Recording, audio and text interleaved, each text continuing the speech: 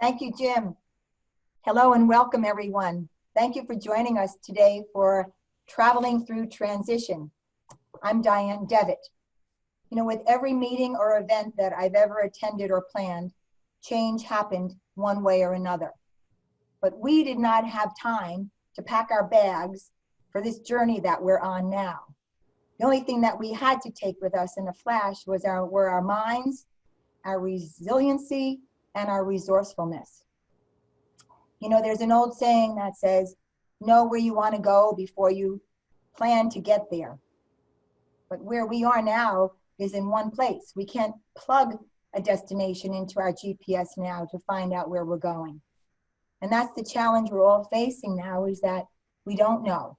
And we're taking one step at a time on a journey together, which is called transition. The only requirement to moving forward every day in whatever way you can is to move forward every day in whatever way you can, because that matters.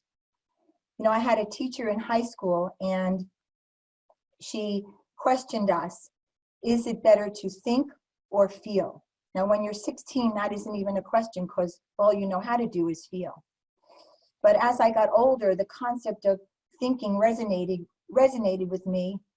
And I believe that she was right in both cases, because right now we need to feel empathy for one another and for the people around us, but we also need to think and keep our brains going in a positive place, a creative place, to be focused on the next destination.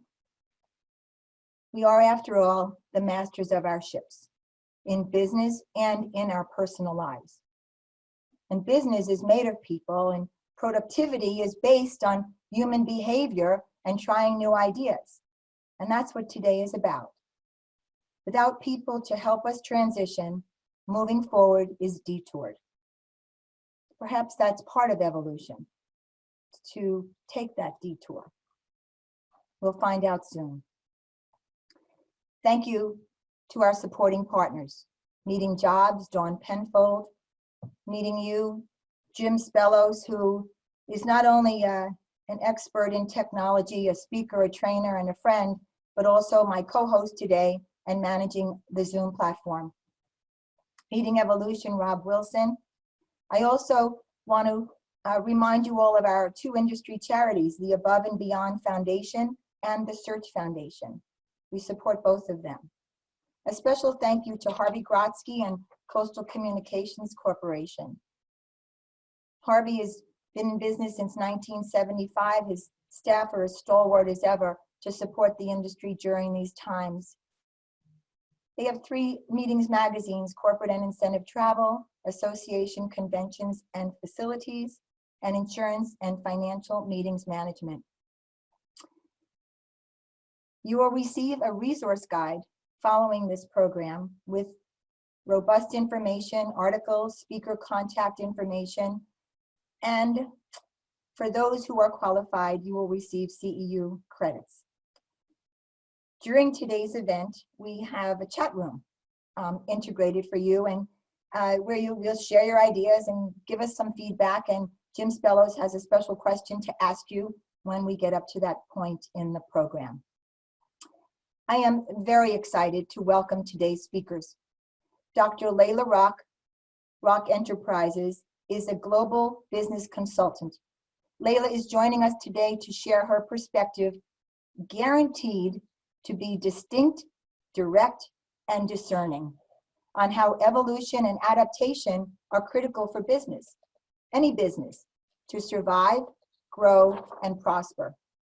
Stephanie Harris, president of the Incentive Research Foundation. I said to Stephanie, what a role to pick this year.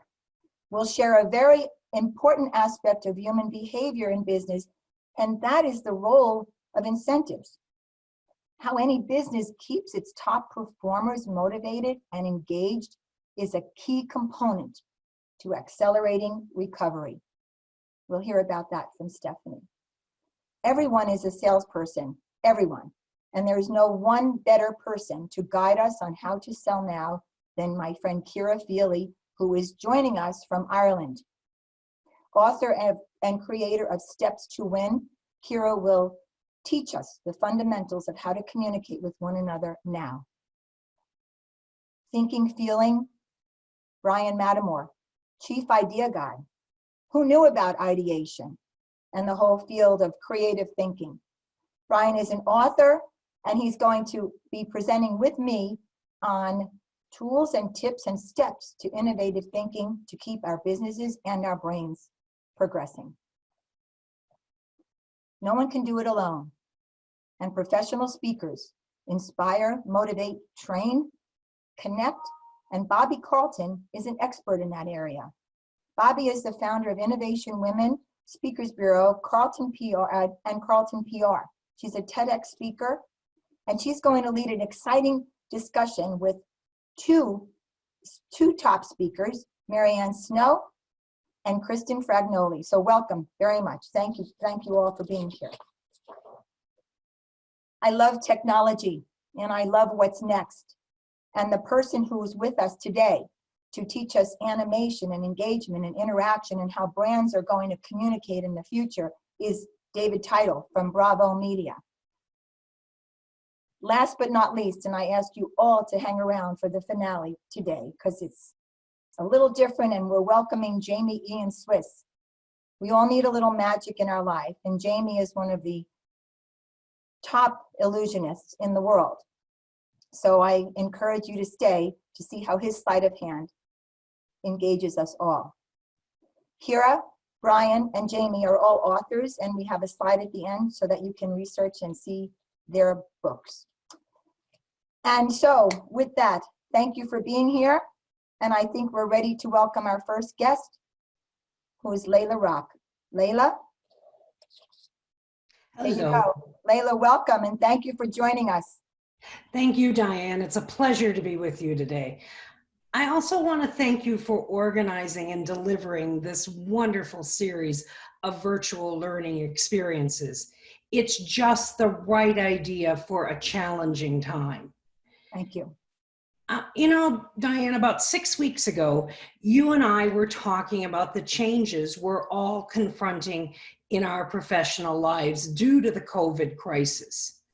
Overnight, we had all been thrown way out of our comfort zone, and now we are just beginning the arduous process of reopening businesses across the world. So this is the right time to begin talking and thinking about what mindset will be needed to succeed as business begins moving forward. I see this as an era of continuous change, and businesses and professionals that are capable of adapting and evolving to this new reality will succeed. So I think if there was ever a time to set that one-size-fits-all mentality to the side, this is it. That's not to say that the concept of universal standards or protocols will not exist, but within those guidelines will be the need for constant refinement and for cultural difference.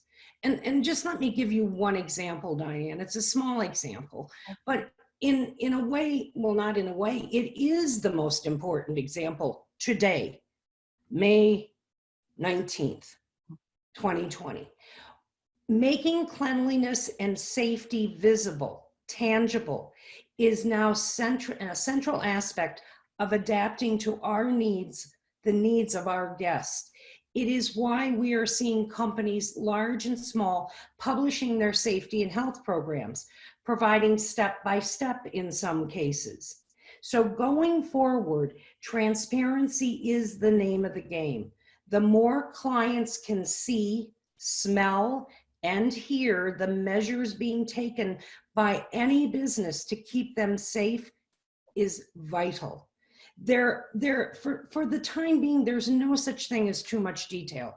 So clients expect messages and visible cues during the visit, and they should reflect those universal standards of safety, as we said. But here's for me what really matters. Businesses and professionals have to pay attention to how quickly we will move beyond the initial changes, challenges, and concerns. How quickly, as clients, we will get comfortable with what this reality is. And we will get used to these challenges. We already have. We did just after 9/11, but that doesn't mean we won't still worry. So it's just, this is one of our methods of adapting, and businesses must be prepared to move as our needs change. You know, And Leila, that, can I just yep. interrupt you 1 minute, because I know where you come from, and just for everyone who's on the line right now, is you're a consultant. You have consulted at the top. You consult at the top level. This is what you're talking about is for all business. Oh yes. You know, we might have a niche and experience with hospitality, but even hospitality affects all business. Everyone has meetings, events, hotels, air, all this. So this is across the board what you're talking about. Well, I think there is, to me, knowing what your client needs and wants in the time is what matters. So I don't care if your client is on your airplane. I don't care if your client is coming to your conference or event. I don't care if your client is coming to your restaurant. Right. There is a similarity in recognizing that change happens. We get used to things. Right. Let me give you an example, Diane. Do you realize there are millions of people today existing who never knew an airport experience without, in America, what we call the TSA screening? It just is for them. And so how quickly are we going to move to the next level of this change is what matters. And yes, we should pay attention to history. I'm hearing a lot of people talk about, well, history shows us. Yes, it does. But you know what history really shows us? Don't get stuck in the past. And that's, our past is going to happen quickly as we move through the reopening. So let me give you another example, Diane. 8 weeks ago, if I had said to you, let's have a virtual cocktail party, you would have said, really? Right. And yet, think about how important that virtual cocktail party has become. We are able to see family and friends. But at the heart of all of it, so when we're talking about travel, at the heart of all of it, none of us can wait to be in person at that cocktail, not be virtual. And so I don't care what your business is in hospitality, in event management, in tourism, be ready to change. Know that we as humans, we want to actively engage and experience life. And while we're not going to let go of some of this virtual reality, I, with many people right now, are what is known as half dressed. Professionally, my top is dressed. What I'm wearing below the desk is very, very casual. Right. And that is lovely, and it's a change we all like. But we will want to get back into the full dress mode. And so I encourage everyone to recognize how change affects us personally. And so as you, as a leader of your business or of your area, as you move through this change, don't think that everyone changes like you. They don't. What may not bother you may be the biggest concern for your employees or your colleagues or your partners. And so I have suggestions of how you can evolve and adapt to this change. And my first suggestion is, when faced with indecision, ask yourself, does it really matter? It's a very simple question. Because too often we put things in our way that take our energy and our time when it doesn't really matter. So for an example, I will ask myself about my business, something that I'm so concerned with. I'll say, will it matter in 10 minutes? Will it matter in 10 hours? And will it matter in 10 days? Now, as we move through this, my timeline will become longer on that question. But when I see how much time I'm spending on something, the first thing I ask myself, will it matter? And I put it into context. The second thing I suggest to everybody as you're trying to adapt to all of this change is figure out how risk adverse you are. You need to know not only yourself as a professional, but also your organization. So, for an example, do you actively strive to avoid failure? I have clients who tell me, I don't want to fail. And I'm like, really? I mean, frankly, that's very sad to me, because if you don't fail, how do you learn? If you don't fail, how do you innovate? And I am not suggesting failing for failing's sake. I'm saying, think about how much risk is a part of your cultural DNA. Because if you are risk adverse, you are not able to adapt in time. You are always lagging. You are always following, and you are never bringing your client what they actually need. You know, it's interesting, Layla, Yeah. when I was working with one of the major, let's just say one of the major tech universities, they actually wanted you to make mistakes. Isn't that wonderful? Yeah, their attitude was, let's do as many things wrong as we can, because doing things wrong, and I don't even like that word, trying things that maybe don't work with the objective we need to meet, force us to think of something that we need to work around. So, and with that, you have to have a process. You have to review what's gone wrong. You have to understand how you're going to correct that. But what you're not doing is punishing anyone. What you're not doing is cutting off that innovation. And that's where you'll get full discussion. And I also urge you all to provide suggestions and ideas to your clients and your partners. They need to, if you've had an experience with another partner that you really think was magnificent, share it with them. Put together your thoughts on a brief email and remind them you're willing to talk about it. But in this day and age of business not being there for many of us, we have to find ways to remind our partners how valuable we are. So I urge you to do this. I urge you to spend time with understanding how your top clients are changing in their workplace. What is their reality? And I would check back with them quite frequently, because in these first few weeks of the reopening, some things are going to change very rapidly and other things are going to lag. It's like demand. We're going to see demand in certain parts of this country. We're going to see no demand in some urban areas at all. We're going to see the drive market flourish. And I believe we're going to see the direct flight market under 3 hours grow. You may see there are people who will wait.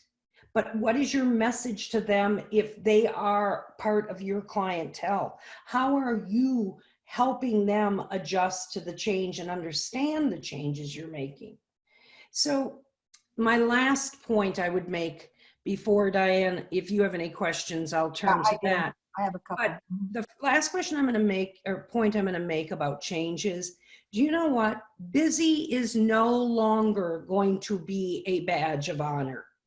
You know, pre-COVID, 99% of us, when we were asked in work how we were, we would just say, we're busy.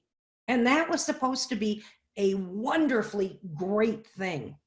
And now we expect a real answer to that question. How are you? Not just fine, but I'm too busy. There has to be a different level of engagement you have with your clients. And I urge you, the key to engaging partners or clients is asking good questions and then really listening to their answers. Yeah, no, that's a very, you know, that one is a good one. I mean, Well, thanks. well, thank you, Layla. Not that I expected. I'm glad that's one good one. Oh, she got 1 out of 4 right anyway. No, I'm kidding. No, I really like all of them, but no, that's very interesting perspective, because we've given ourselves permission through this all to learn how to take a walk and how to do all the things that we're missing beforehand. And of course, that's a whole, we're going to have you back with a wellness in a couple months here. But the thing is that it's a different kind of perspective, isn't it? Without making excuses. That's what I take from it. It's very interesting.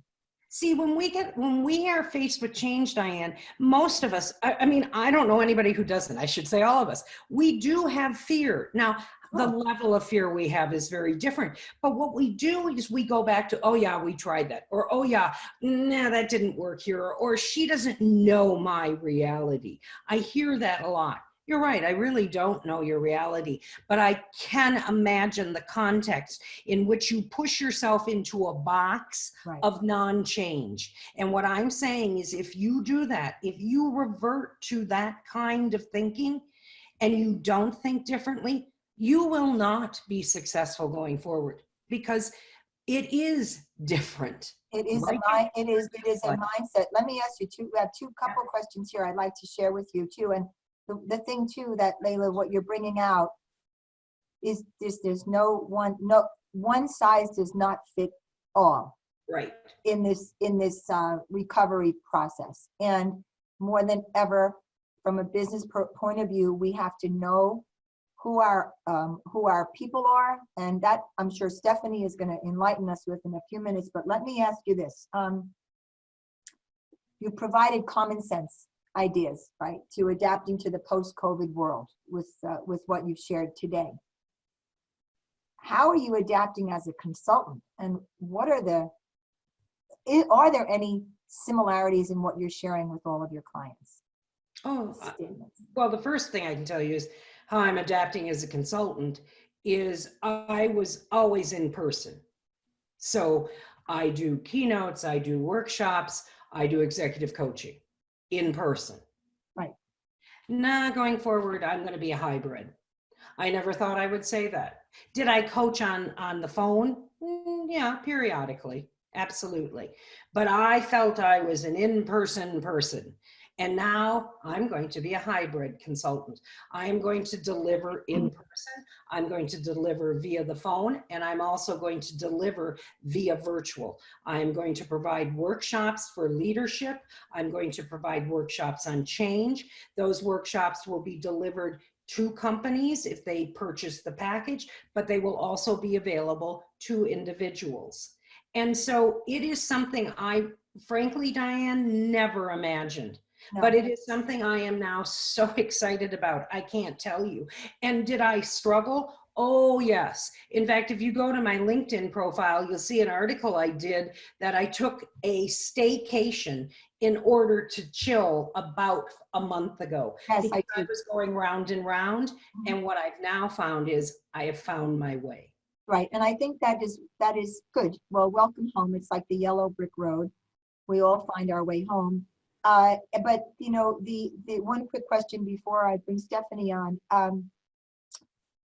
you believe the ability to adapt is to evolve, and to evolve is, like you said, if you're not open to change, then you're going to be left behind.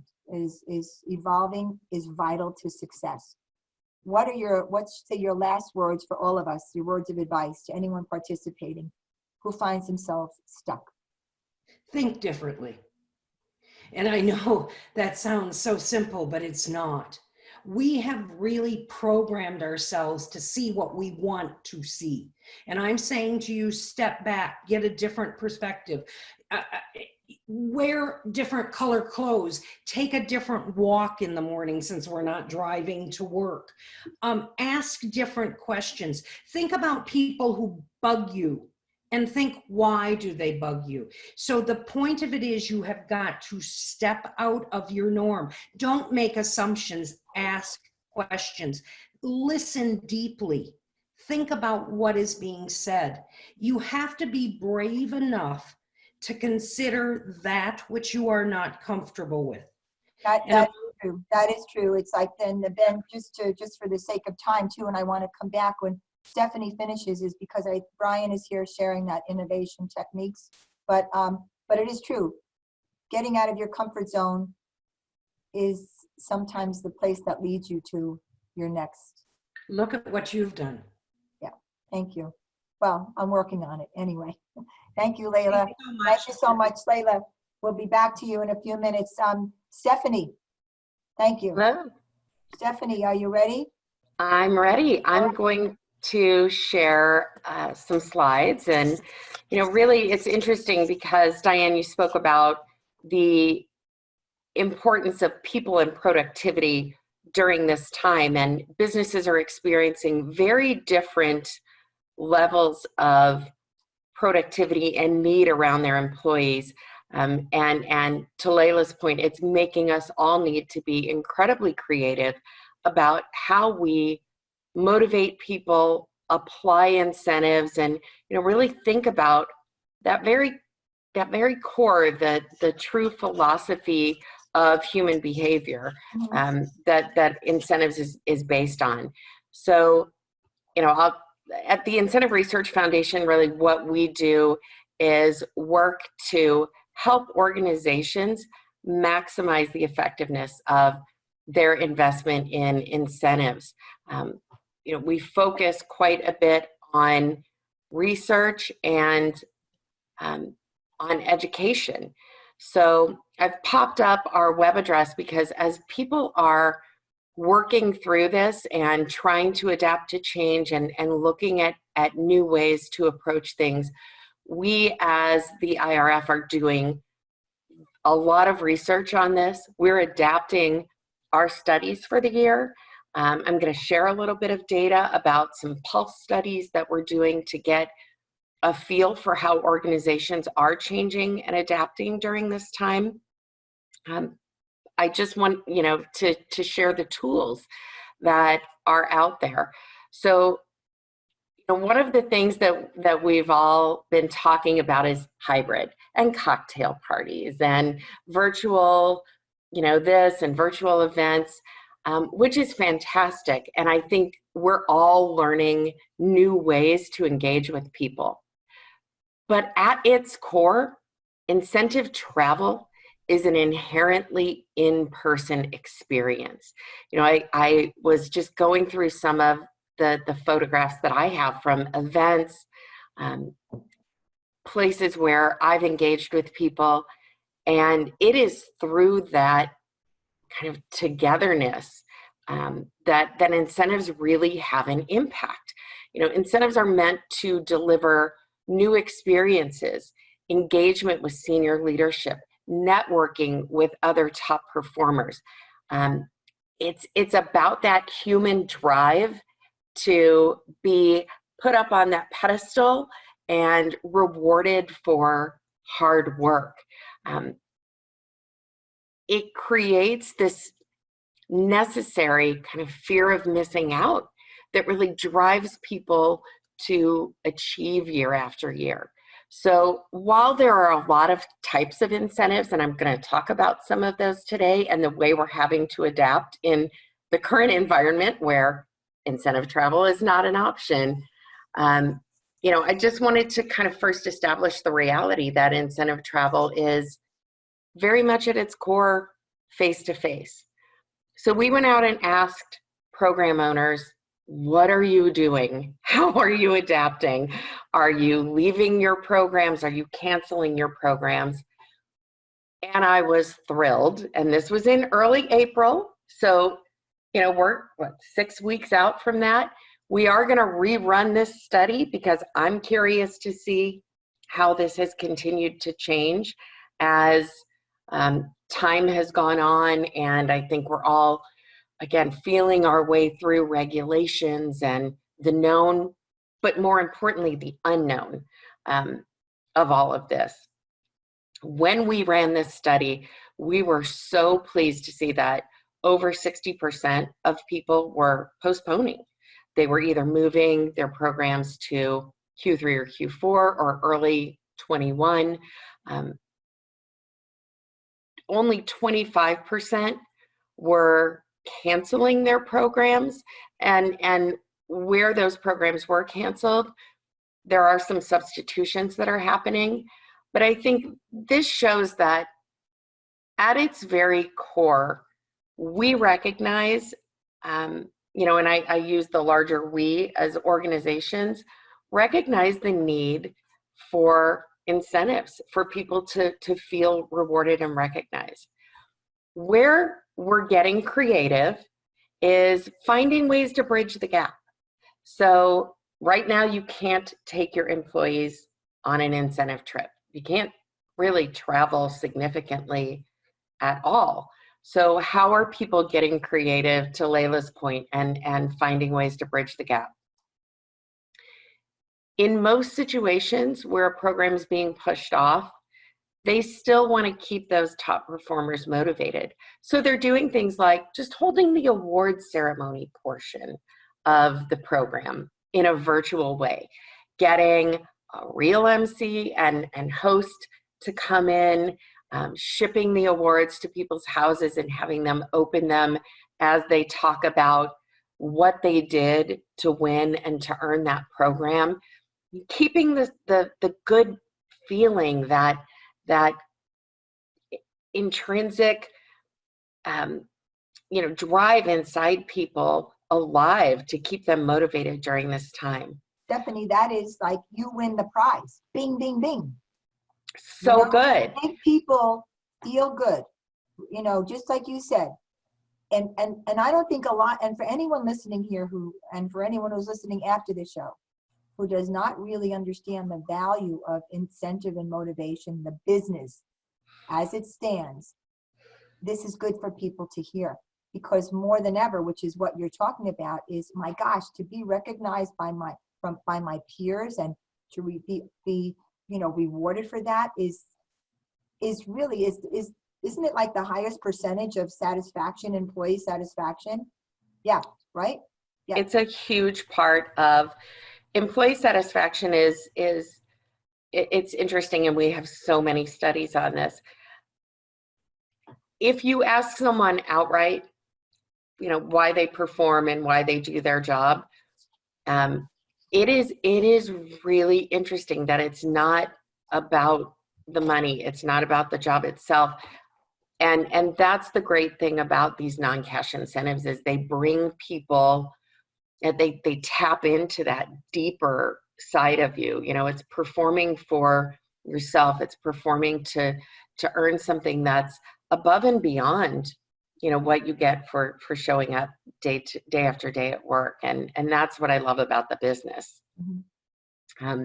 So some of the other creative things that people are doing, you know, when you earn an incentive, you often get a lot of swag, we'll call it, when you're on that trip.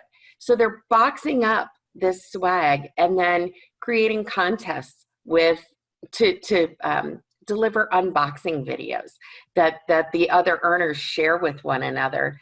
And again, it keeps that great feeling. Now you've got that, you know, that whether it's a coffee mug, a cool piece of luggage, whatever it is, you've got that with you, and it's continuing to build that good feeling and anticipation around that trip. We're also seeing organizations deliver gourmet meals to people via, you know, Grubhub or, you know, DoorDash or whatever, and have dinner with the CEO, just like you would sitting at that program on site with them. Again, all about keeping people engaged and motivated. And I'm really so excited to see the creativity that's being expressed. Budgets were also largely untouched. And I really just hit on this quickly because I was incredibly surprised that during this time, with what is going on in many organizations, that they are protecting their incentive budgets more often than not. I think that speaks to the recognition across organizations that you have to keep people engaged. Right now, more than ever, we are asking people to work in incredibly difficult circumstances. You know, not every organization is having a challenging time. If you're a grocery store, a pharmacy, if you're a delivery company of any kind, you're asking your people to work in often very uncomfortable circumstances. where, you know, there is kind of the hazard pay element, but, you know, there's also that sense of you're doing above and beyond, and so we're going to reward you in ways that are spectacular and above and beyond. So And Stephanie, yeah, I'm yeah. sorry. Yeah, didn't mean to interrupt you there, but just with the yes part, are people getting back to you on what they're doing as an alternative if they're reducing their budget? They are. Oh, there you go. Wow, how did I know that? Well, so these are kind of alternative. These are alternatives to incentive travel overall. I mean, in cases where budgets are really being cut for the incentive travel program itself, we're seeing creativity in, you know, maybe they're shortening the incentive travel program itself, number of nights when it comes back online. They are looking at going to a self-funding model. So those models where anyone who achieves enough to essentially fund the trip for the company. So if the initial goal to earn the trip was 10%, maybe the new threshold is 12%, and that extra 2% pays for the trip. It becomes self-funding. In that way, organizations can continue to keep the program alive. They're getting creative with off-site events. They're maybe having not quite the A-list entertainment they may have had historically. So there are lots of ways within the incentive travel program itself that people are getting creative. In terms of, excuse me, short-term alternatives to travel while we can't be out on the road, merchandise and points redeemable for merchandise, still an incredibly motivating way to reward employees. Cash has been referenced as a second alternative. Lots of tax implications. There are tax implications with all of these things, but cash is one where there isn't really a way to get past having your employees taxed for it. We're seeing individual travel used.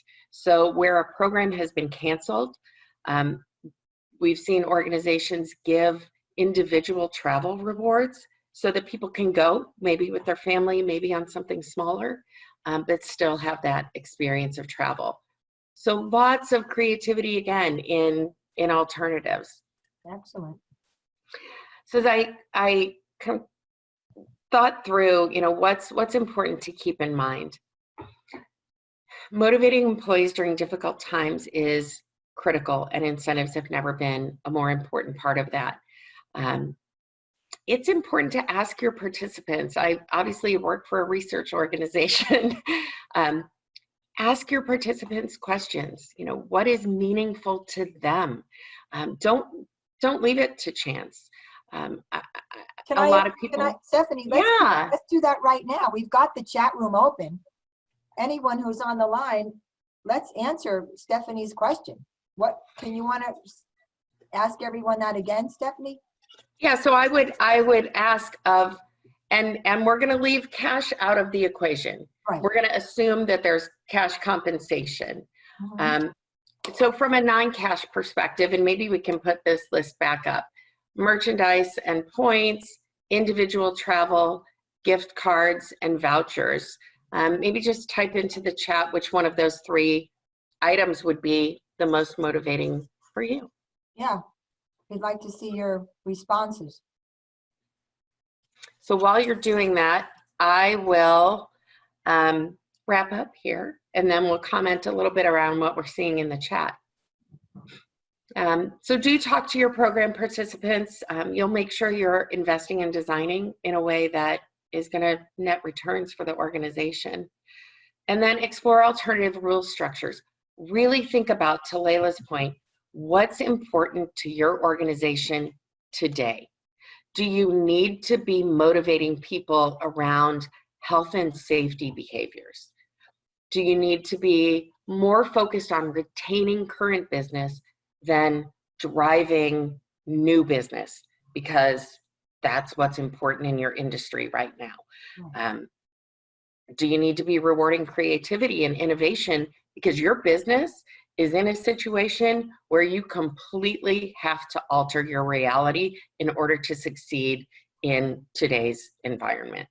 Those are all things that you can reward and recognize through an incentive program. Well, just so you know, we had, with the few responses we just got right away, 1 and 3 are tied, and but 2 is definitely mentioned. So I think, again, it just matters knowing your group.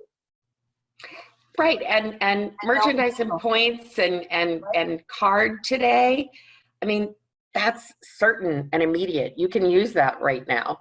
And people need a little certainty in their lives today and a little immediacy in their lives today. I think we're all kind of missing that. So, you know, take the time now, think about the road ahead, alter your rule structure, and get everybody in your organization aligned so that as we come out of this, your incentive program's playing a role in accelerating your recovery. Thank you so much, Stephanie. That was excellent. Layla, we have like a quick minute to wrap up, but just because the 2 of you gave us such a balance on a scale to think about, do you have any comments about what Stephanie spoke about, Layla? And then Stephanie, I'll ask, I know you referred to Layla a few times, so thank you. Well, first of all, I think how she put things and the research she provided is just spectacular. And it would be wonderful if she was able, when she gets her update, to just provide an overview again, because it is so meaningful. But I love the fact that you recognize so clearly incentives can't go away. Motivation is the name of the game. And you know, as we get fearful and as we get tired of all this change, we need to be motivated. So I just applaud that.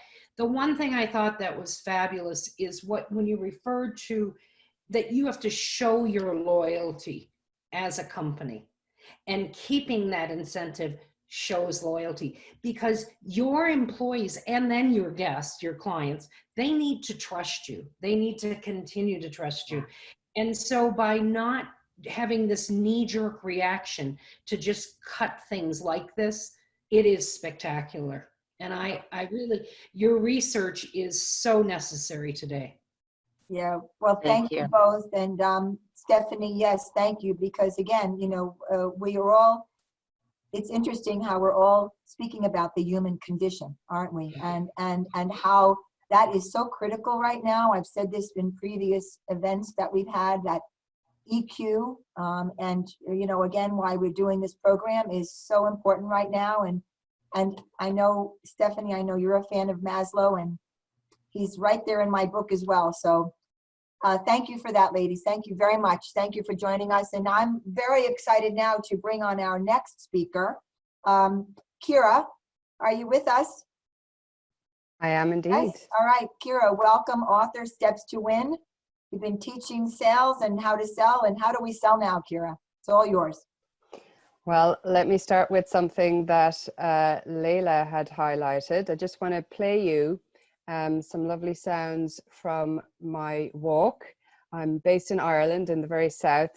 So just some sounds from my walk this morning. And I'd like you to listen and try and identify how many different sounds and different birds that you can hear.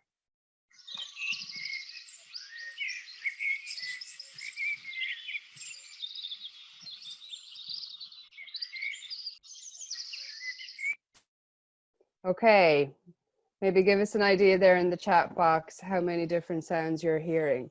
So I wanted to share that with you because a skill, a sales skill that's absolutely critical right now is the ability to really, really listen. And it was wonderful to hear Layla highlight that too. I shared with you the beautiful sound of birds.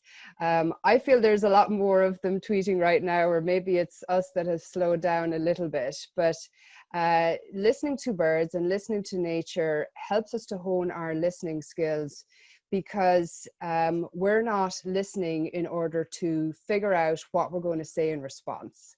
And a lot of the time, that's how we listen. We're listening in order to respond instead of to really understand. And that's a critical skill right now, is to listen in order to understand. So I want to share my screen and walk you through a few slides that I prepared. And this is a conversation by all means, so please feel free to join in. And But by the way, Kira, just so you Mhm. have your answers, we had 4 in the chat room. We had a few people say 4, and then others once said 8. 8, The you could birds. be right. You could be right. I'm not a bird expert, but it's all about just really, really listening, okay? We could have a bird expert on their challenges. I'm not quite sure. All right. So, you know, when I was speaking with clients at the very early stages of this, one in particular kept saying to me, Kira, I'm freaking out, I'm freaking out. And from that, I actually developed a program called How to Refocus and Rethink Our Business, because what I realized was that all we have control of is our reaction to this. And being proactive, being you know, on the phone, being virtual with our clients and really, really listening to them is what's going to help us to ensure a quicker recovery. And I have made new connections, maybe about 500 or 600 over the last 2 months in running these refocus workshops. And what I have been really shocked and horrified by almost is that people pulled back and stopped connecting with their clients, feeling it's not a time to sell right now. And while it's not a time for the sales pitch, it really, really is a very important time to be conversing and listening to our clients. So let me walk you through 10 critical sales skills that we need to be developing, or that you need to develop in your team. So listening. It's important the client feels really, really understood, and you're not just waiting to try and talk about something that you are doing, that you're really asking the right questions so they feel understood, connecting with them on a personal level. And the great thing is that, you know, people have time to call you back. People want to connect with you right now. I read a statistic that before COVID, 13% of buyers would connect back with salespeople. Now those are a lot higher. So it's a great time to open up more conversations. But of course, personalize every touch. And it's not about blasting people. It's about really being specific and personalizing and positioning yourself as that trusted advisor and as that educator. If they don't know what you're doing in your business, how you're preparing, how you're creating that safe environment, then they're going to be listening to your competitors. So it's about really helping them to think through how they can prepare their business also, and asking a very important question: what is a challenge that I can help you with right now? I think it's a fabulous time for collaboration, and it's wonderful to see all the different collaborations that have created, and people just from opening up and talking and feeling that need. Talking about results, really, really important, and making sure that you are part of helping them achieve those results. It's going to be too late when their business reopens, or when they feel that they're strong or getting back there again in 2 months' time, and you're then asking them for business opportunities. They're going to say, well, where were you? Where were you when I really needed you, when I was really trying to figure everything out?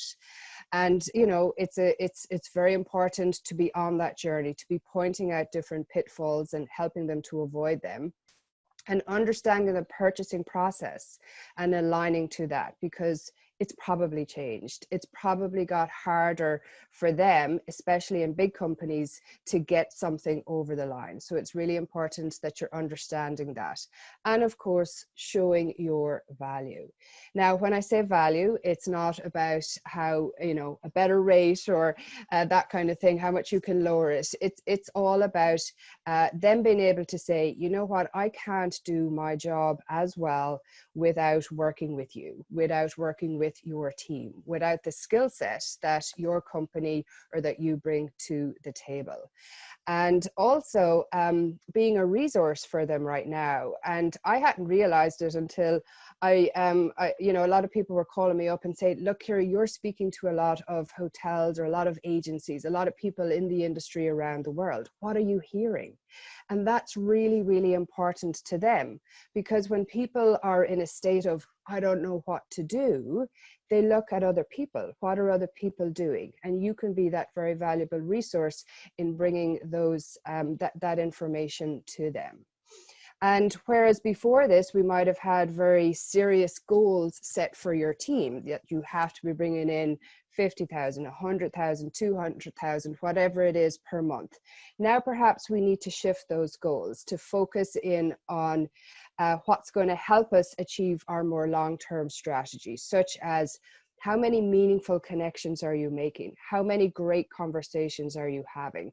What are the really great questions that we can be asking our clients? So to relook at the goals, because what worked before COVID isn't necessarily going to work right now. And having conversations that are building trust and confidence. This is a picture of my dad and me. And, you know, I still remember those feelings of elation when he threw me up into the air. And of course, he caught me every time. And your client needs to feel that. That client needs to feel that, because they're placing their trust in you. They're placing their reputation in you and the brand of their organization over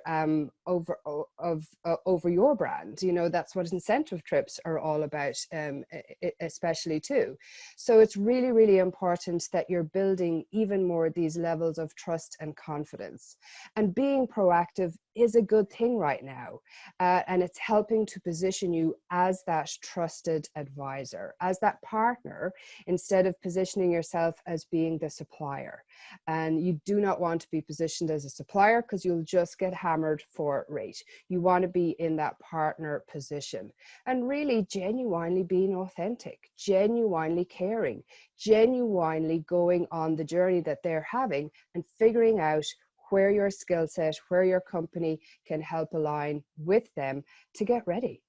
And what can you do to get ready? Well, Dianne mentioned my book, Steps to Win, and this is a process that took me 3 years to get out of my head when my children, I had twins, were very, very young. I realized that it takes time to get clarity and to distill something to be quite simple. So this is a process that I've realized that buyers go through to help them make a decision.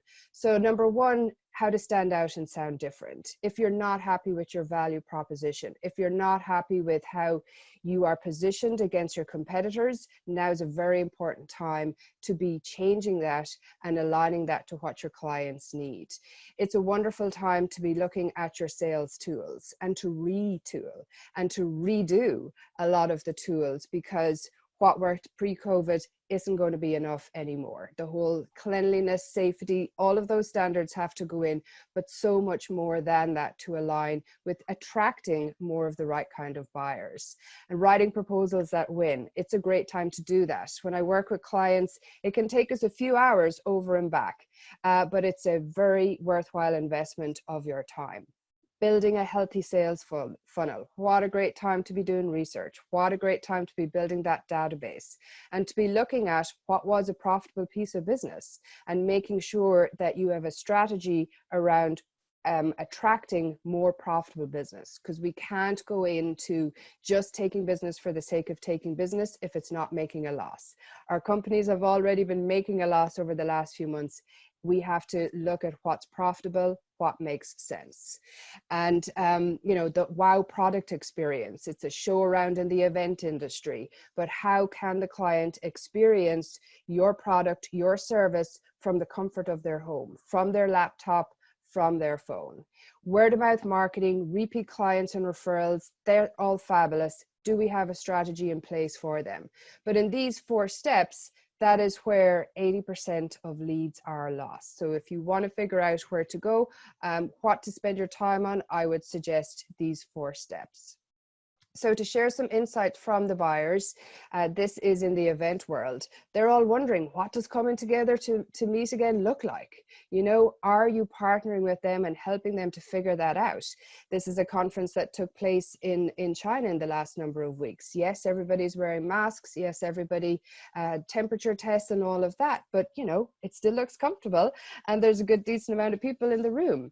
They're checking with vendors to see who's there. You know, if your business isn't there, if it doesn't look like it's alive, if it doesn't look that from the website even that it has addressed COVID-19, they're figuring you're closed, and that's not going to help them sell to their stakeholders, to encourage their stakeholders to give them confidence that yes, it's time to get back out there. They need to know that. And what are you doing to prepare for the recovery? And it's really about finding that balance between feeling comfortable getting together again and overcoming those levels of fear that exist. It's not time for the sales pitch, but it is a fantastic time for conversation, and people want to have conversations. Conversations create cash. Great expression that I heard from somebody a number of years ago. You're not going to make that cash tomorrow, perhaps, but it's about filling that funnel for the next few months, and you know, inviting people to that virtual cup of coffee or tea. A great way to start a conversation, even with a stranger. How can I help you? How can I help you with a challenge that you may be facing right now?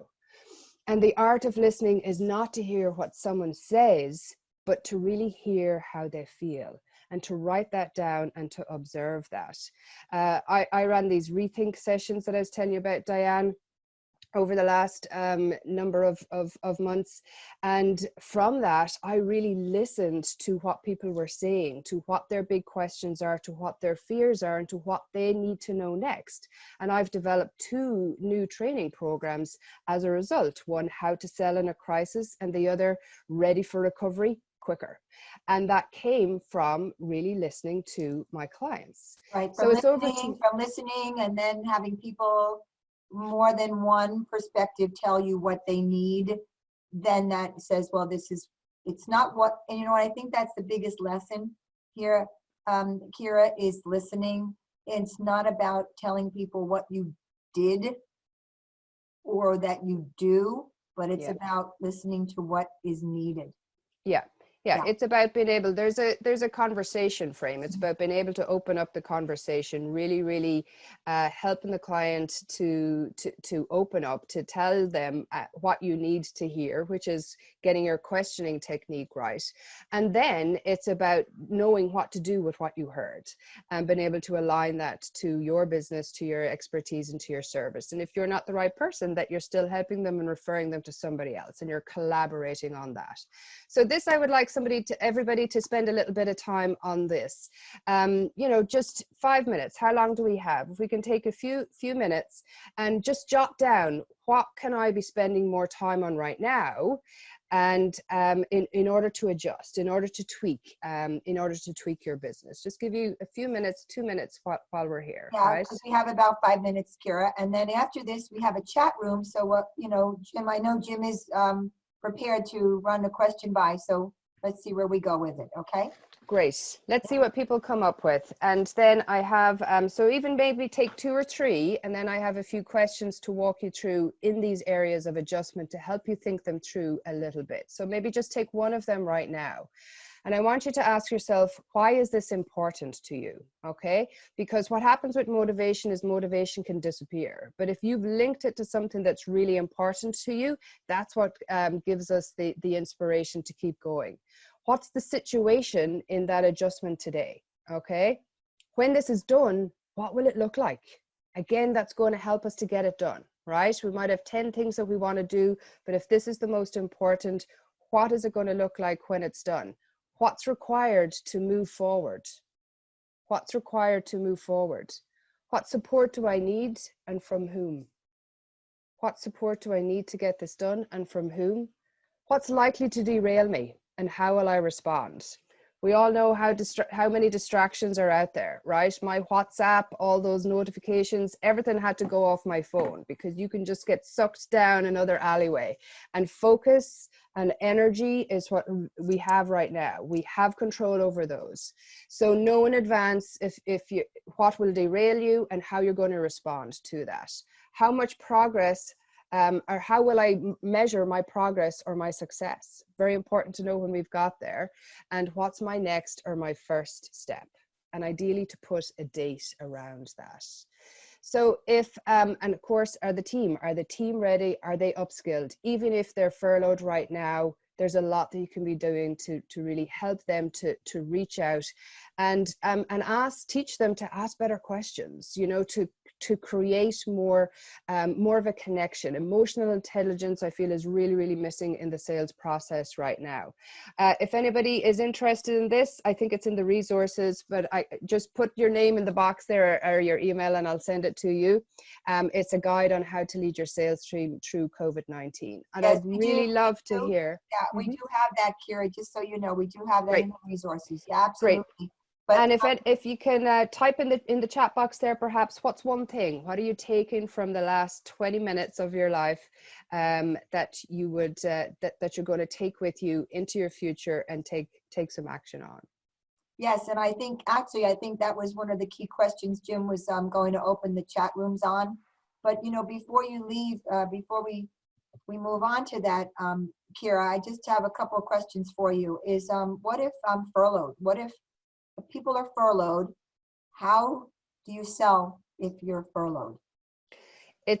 There's no selling and having conversations. LinkedIn is a wonderful tool to be able to reach out to your contacts and open up conversations with people. Also, you know, how are you minding your brand? This is a wonderful time to build your brand. You know, nobody can take that from you. And what is your tone? How helpful are you being in your social media presence? You know, it has to be positive for sure. Are you helpful? Are you generating ideas? And through that, it's a great opportunity to open up conversations. You don't have to use your your work email. There's nothing wrong with calling people and asking how they are. There are some great relationships in this industry, but there's also a lot of people who have just been responding to RFPs and sending emails. And if you're one of those people, I would really encourage you to look at how you can be developing further and deeper and better relationships with clients. So yes, those are absolutely. a few easy ways. Absolutely, and I think you brought up so many good tips. Did you notice I was listening? I saw you taking notes. I was very impressed. I was taking notes for sure. Thank you very much. But so a couple of things too with this, Kira. You mentioned, going back a few slides, to put a date down. And I know that's critical, because when we're self-disciplining ourselves, just as much as you want to go in and clean out a closet, I learned if I say, well, I'm going to work in that closet for 20 minutes, 20 minutes might evolve into 2 hours, but I have those numbers in my head, and that's not overwhelming. Is that the theory with putting a date down to accomplish things that you were referring to? Absolutely, and put it somewhere visual. You know, if something isn't visual, it can tend to get lost. So I have my calendar in front of me. I come in the morning and I know exactly what I'm going to accomplish today or this week, what I need to work towards. So I start with the end in mind, break it down into little tasks, and try and put some dates around that. The calendar, it may not always go that way. I'm homeschooling as well at the moment, but at least if it's visual, you have a schedule around it, it's going to help then just, okay, what am I going to do today? Right. And so basically what you've been sharing with us, which is, it kind of ties into what Layla and Stephanie, you know, just the responsibility as in a sales management position right now, a sales leader. How do you motivate people for when they're coming back from being laid off, for example? Yeah. well, keeping in touch, keeping them engaged, letting them know, you know, that you genuinely care, and offering them some free education opportunities. I think, you know, that they're welcome to join this webinar, Right. that you've put this on for them. It's not anything that's obligatory, but I think keeping them engaged, investing in them still, so that they can see that there's a future there for them, is Well, very, just so very you know, important. some of the comments in chat when we asked what you're doing between now and May 30, creating new webinar content, launching a global survey on the pandemic work from home experience. That's a good one. Key components, someone commented, touching base with clients. You know, you brought this up, and you know, my world is all the sensory, but there is no replacement for hearing someone's voice. When you hear my voice, you hear my soul. And that's the human connection involved, right? So thank you so much. Oh, one more here, creating virtual sales content and virtual tours. That's a good one. All right. Yeah. So Kira, thank you very much. Jim, are you with us? I'm always with us. Hi, Oh, Diane. there he goes. I hear that voice. He's like, ah, there we go.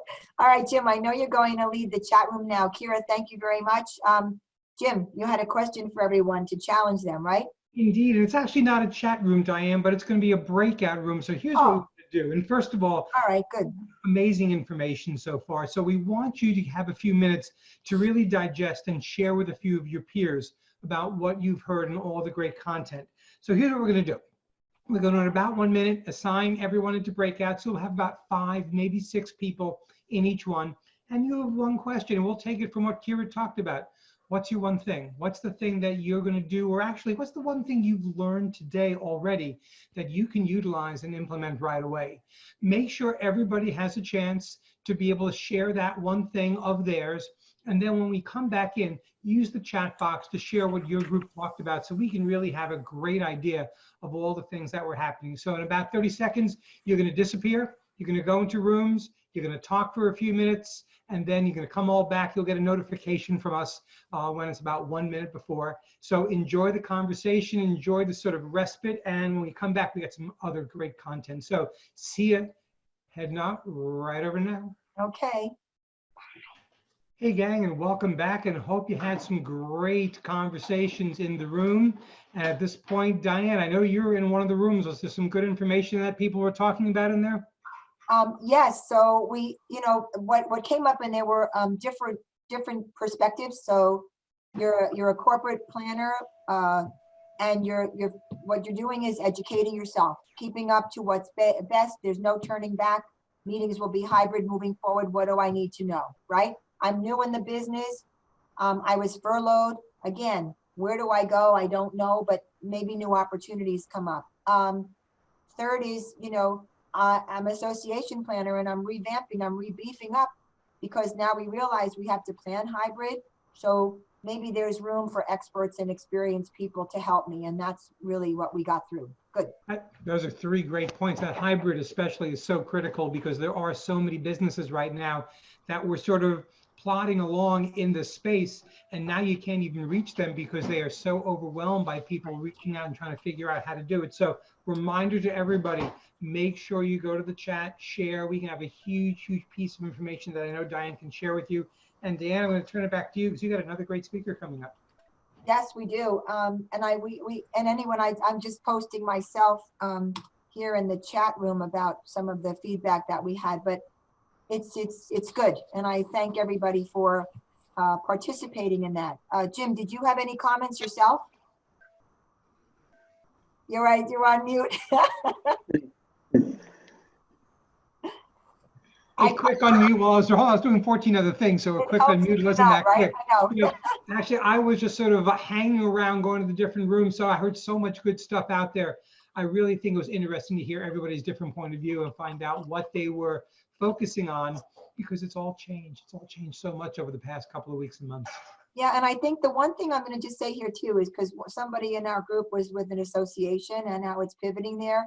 And of course, this is a whole different conversation, which we're going to have, by the way, on June 30th with finance and wellness. But your company doesn't have to lose money in meetings moving forward, right? There's just going to be that shift in real estate, whether you're virtual or physical. But You know, a meeting's a meeting, and we have to rethink the whole idea of what a meeting structure looks like, because we had a very long-standing approach that meetings had to be a certain way in a certain type of facility, and now our minds are open to a lot of opportunity. Our minds are open, yes. And just one last thought too is the importance of tech experts and professional MCs. Thank you. I hope during virtual events, and I say this in all seriousness, this is a new frontier, and it is a basic combination of, you can plan an event, you be that general manager, that project manager, logistics, but this is a whole new world where production meets planning and then meets showtime. So there's a lot of elements that go into this. Okay, so speaking of showtime, let's get on with the show here and welcome our next speaker. The pressure is on, you know, hey, listen, when you're called Chief Idea Guy, I was curious to get to know Mr. Mattimore, Brian Mattimore. Brian, welcome. Hey, Diane. Hey, everybody. Good to see you. Thank you. And Brian, you know, you and I have spoken about this so much, ideation, creative thinking, and I know you have a little bit of a presentation we're going to go back and forth on. So let's just start with, we've heard this throughout the day of innovative thinking and how important it is to think creatively. So what got you, what is your biggest advice? And take it away, Brian. Yeah, can everyone see the screen? Jim, did I do this right? Are we okay? You're good. Okay. Brian. All right. Well, you know, the thing I would say to everybody listening, you know, it's interesting because Kira and Layla and Stephanie and Diane, you've all talked about the importance of ideas in this new environment. And the challenge is that most of us, frankly, at least my experience has been in corporate America, I hate to say it, but we don't know how to come up with ideas. You know, most people say, okay, let's get some ideas. And then they sit around and they say, okay, we'll do a brainstorm session and, you know, withhold judgment. And there are no bad ideas, which is, of course, ridiculous. Most of the ideas are bad. So, and it's been shown that brainstorming really doesn't work very well. And the reason it doesn't work very well is because you're not triggering the brain with new kind of stimulus. So I spent my life, and that's why we have the term now ideation.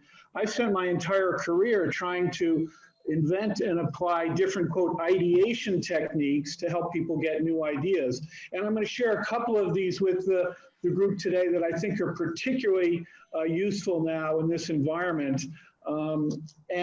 But here's just a sample of some of the different ideation techniques we use. So if you take one thing from my little talk here, is that I would hope you would never do another session where you just sit around and say, okay, who's got some ideas? Who's got some more ideas? I would hope that you would use some of these techniques to trigger new ideas. Now, the exception there is if you're just starting out, you want to get some ideas, fine. But usually the first ideas are not that good. And so you really have to push yourself, quote, with these different techniques to get yourself coming up with really new stuff, breakthrough stuff. And so these are just a sample of these different techniques. Better ways to do brainstorming, questioning techniques, which of course Kira was mentioning quite a bit. Visual techniques, I know Diane is really a specialist on visual techniques, metaphor and principle transfer, and then some of the most fun ones are fantasy techniques. Diane, maybe I'll pause for a second because I would say you're an expert at sort of interactive, multi-sensual techniques that you talk about in your workshops as well. Well, I think, look, Brian, there's so much on this slide for people to see, but I think the one thing as the biggest takeaway, I mean, as somebody who has ideated over my entire career, as you have, in a different way, the point is that you need a professional to really help you, or somebody who's truly going to facilitate the thinking. Because the one thing, and you know, look, you're the expert in this, is pick a technique, but we have to identify an objective first, wouldn't you say? Yeah, absolutely. And that itself isn't a creative act. You know, how you define your challenge is in itself a tremendously creative act. But, you know, I'm not going to disagree with you, but I want to try to empower the audience a little bit. And yes, I mean, yes, I would love to say, yes, you need a professional to help you with this. And yes, give me a call. But No. Yeah, exactly. Or yeah, right. No. I mean, or even the leader, right? I mean, we're having a conversation here, but someone who's a leader. Yeah. yes. Has the tool. Yeah, and hopefully they know some of these techniques. But I would also say that even if you do some of these techniques poorly and expect that you will, it's going to be better than saying, who's got some ideas, who's got some more ideas. And by the way, with these techniques, you expect a bunch of them will not succeed when you do this work. That's just the nature of this work. It's a numbers game. When we do our work, maybe 10%, 15% of the ideas are any good. So, you know, that's not a good batting average, but on the other hand, it just takes one to really have a breakthrough, right? So, so I'm going to agree and both disagree with you, Dianne. I'm hoping that people will do this themselves, and also I'm hoping they'll call. All right. So here we go. I just put this up to know that there are different arenas for ideation because, you know, event planners, obviously, maybe we can ideate some themes for events or maybe how we do this more efficiently or lower costs or to have people better experiences, whatever. But typically people think of brainstorming only for maybe new products and services, maybe PR ideas, but you can do them for leadership and sales and manufacturing and logistics. HR, I mean, we did a session for Amazon on how they do a better job of recruiting and retaining talent. So the point is that this is a toolkit of different techniques you can use for any kind of challenges you have, particularly in the meeting and travel world, right? Okay, so Dianne, I put this slide in here because we both Dianne and I both do creativity and innovation workshops, but I want to make sure that we let the leader of the pack here just mention her particular workshop. Oh yeah, no. I think you know, and Brian, this is a question too. Is the point is that when we are when we want to conduct a workshop in creativity, that one of the first steps that is needed is to establish a very secure place, that there are no wrong ideas, that everything gets sort of in a brain dump out there.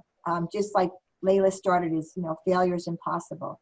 Let's just put it out there and see what triggers somebody else. Because it is. Oh, that's such an important point. Right. You know, people said there are no bad ideas, which I said was not true. But what is true is that you need to create a non-judgmental environment, which is what Dianne is saying here. And how do you do that? Well, there are different techniques you can use. We have one called trigger brainwalking, where people are in smaller breakout teams, and so the hierarchy and the politics are less important. But the other important way is if you personally, the listener here is facilitating a session, you kind of want to model what you're after. So you model risk-taking, you model humor, you model throwing out some crazy ideas. All that modeling that you would do as a leader is critical for creating a, quote, safe environment for people to ideate in. Yeah. Okay. All right. So because of our world today, I thought, well, people, you know, they'll get these techniques. And by the way, I keep talking about these techniques. In the handout, I've created how-to sheets for you guys. There are like 4 techniques. I've created a sort of a 80-20, you know, if you have these 4 techniques, you'll probably be in really good shape with your team. You know, we use dozens and dozens of different techniques, but the 4 that I included how-to write-ups on: silly idea, worst idea, wishing, questioning assumptions, 20 questions. Those techniques, we have how-to sheets. So you can really go use these with your team. That being said, in this current environment, what are you going to do? Brainstorm by yourself? Well, no. You want to brainstorm virtually. And the technology, happily, is so good now. In my opinion, Microsoft Teams, which we've done a bunch of sessions on, is not quite as good as Zoom, especially for breakouts. But virtual ideation is now a reality. And we're doing these sessions with our clients. One person I've been consulting with who is actually going to run the session, she has 35 clients. This is for a packaging session. She's got 35 clients on the line. They're going to do breakout rooms. We've got a half dozen creative exercises we're using. So the point here is now that you have these tools, you can use them virtually, and they will work, and you'll get used to it. And frankly, there's some advantages to virtual over in person. That if we have questions, I can go into this. I put this slide on here though, because this link, we were interviewed, we had a short little, segment in this. This came out last month, this article. The first half of the article has some small comments by myself and others, but this is from the Content Marketing Institute. But the second of this, half of this has different resources, different, if you will, brainstorming tools to help you in the process. All right? I just thought I would share one idea here, and this is the worst idea, silly idea. And it's funny because I think Stephanie or Layla, Kira, I can't remember, somebody was talking about, come up with crazy ideas, come up with bad ideas. Well, that's actually a technique. It's called the worst idea technique. If you happen to watch the master class with Aaron Sorkin, the famous screenwriter and playwright, he does a mini session on that master class talking about, okay, guys, this is with a class. I don't want you to come up with good ideas. I want you to come up with bad ideas. And so that's a really fun technique, especially if you have a group of cynical people who don't want to idea with you. They tend to like this technique a lot. Oh, Brian, can I interject here too? Because Sure. for those planners who are listening and people out there, is when you give people permission to say a stupid idea, you're also establishing a little bit of levity and laughter, and then that in turn, from a creative development perspective, when you're laughing, you're relaxing yourself, and then you're actually releasing the oxygen in your brain, and you actually become more creative. So stupid ideas are not so stupid. Well, it's such a great way to put it, Diane, because yes, if I say to somebody, hey, your idea's not bad enough, because they sometimes have tame bad ideas and I got to push them, and they don't take offense at that. They know that this is a game. They know that this is fun. They know that this is about laughing. And yet there are profound psychological reasons to do this. And the biggest one is to frankly take the pressure off. Oh my God, I've been thinking about trying to come up with a trade meeting idea for the last month, and I can't think of anything. I'm stuck. I've got, writer's block here or thinker's block. And this, I guarantee you, if you do this even by yourself, but with a team, and you come up with really stupid ideas, like, well, let's do it underground, or let's do it, drop people out of airplanes, or, stupid stuff, that can't help but open up your thinking about how to do this. Well, I have a question for everyone who's listening. Can you put some really stupid ideas into chat right now concerning what we're going through and how we might meet in the future? No holes barred. All right, everybody, just take a second and share some of your thoughts in chat with us. What are some really stupid ideas? Because we heard about some good ones, right? And by the way, in case anybody's here is politically correct or politically sensitive or worried about HR, we were doing a session for the ASPCA on helping getting New Yorkers to adopt pit bulls that have been owned by drug dealers. I mean, it was this weird challenge, but we didn't want to use worst idea because it's like kill the dog. No, we don't want to do that. So we did silly ideas, and so that's another version of this. It's a little more politically sensitive. If you don't want to do worst idea, do silly idea, and that works well too. Dress up the dogs and take them in a parade, or do virtual adoptions or whatever. Those kind of silly. We developed that technique specifically for the ASPCA. Silly works just as well as worst if you don't feel like being overly negative, okay? All right, so that's just my resources. These are a bunch of the books I've written. Just quickly, the one in the middle is for a team ideation. So that's Idea Stormers. The one on the right, 21 Days to a Big Idea, is really for individuals more so who want to create a big idea for a new venture. So I'll stop sharing this here now, and we'll see our lovely faces. Okay, there we go. Well, we do have some, I hope I didn't lose them. Here we go, Brian. I just want to go back to this a moment here is, how do you do socially distanced social event with or without a dance floor? That could be pretty cool. Although you remember, I'm going to think about those headsets. Jim, you might remember them too. There were headsets introduced that you can play your own music, right? A couple of years ago. Yeah. Well, I like the idea of sort of, I mean, this is a really bad idea, but I can do bad too. So you do a virtual event and you have to virtually event with some dummy or mannequin from the past, I mean, so that would be kind of entertaining, I think, right? Well, but the thing is, what I'm going to go back to here, because one of the planners said, Jim Spellos, can you just help us out with that? Because I know there was that ability to go on a dance floor. You could be socially distanced with that, right, Jim? Yeah, I've seen it in the past like 5 years or so, the sort of the silent discos where they'd have the headphones and people would be able to be there and be in their own world without actually interfacing or having music too loud for the people to network. So I think somebody actually talked about the silent disco in the group chat, the bubble pods, doing that sort of stuff is really interesting. I thought the most interesting thing from the group chat that was out there was sending 40 pounds of sand in a beach chair to people, to make it into a incentive without having to leave the house. So a lot of creative stuff when you. There's a lot of stuff here. Yeah, go to a park, social distancing.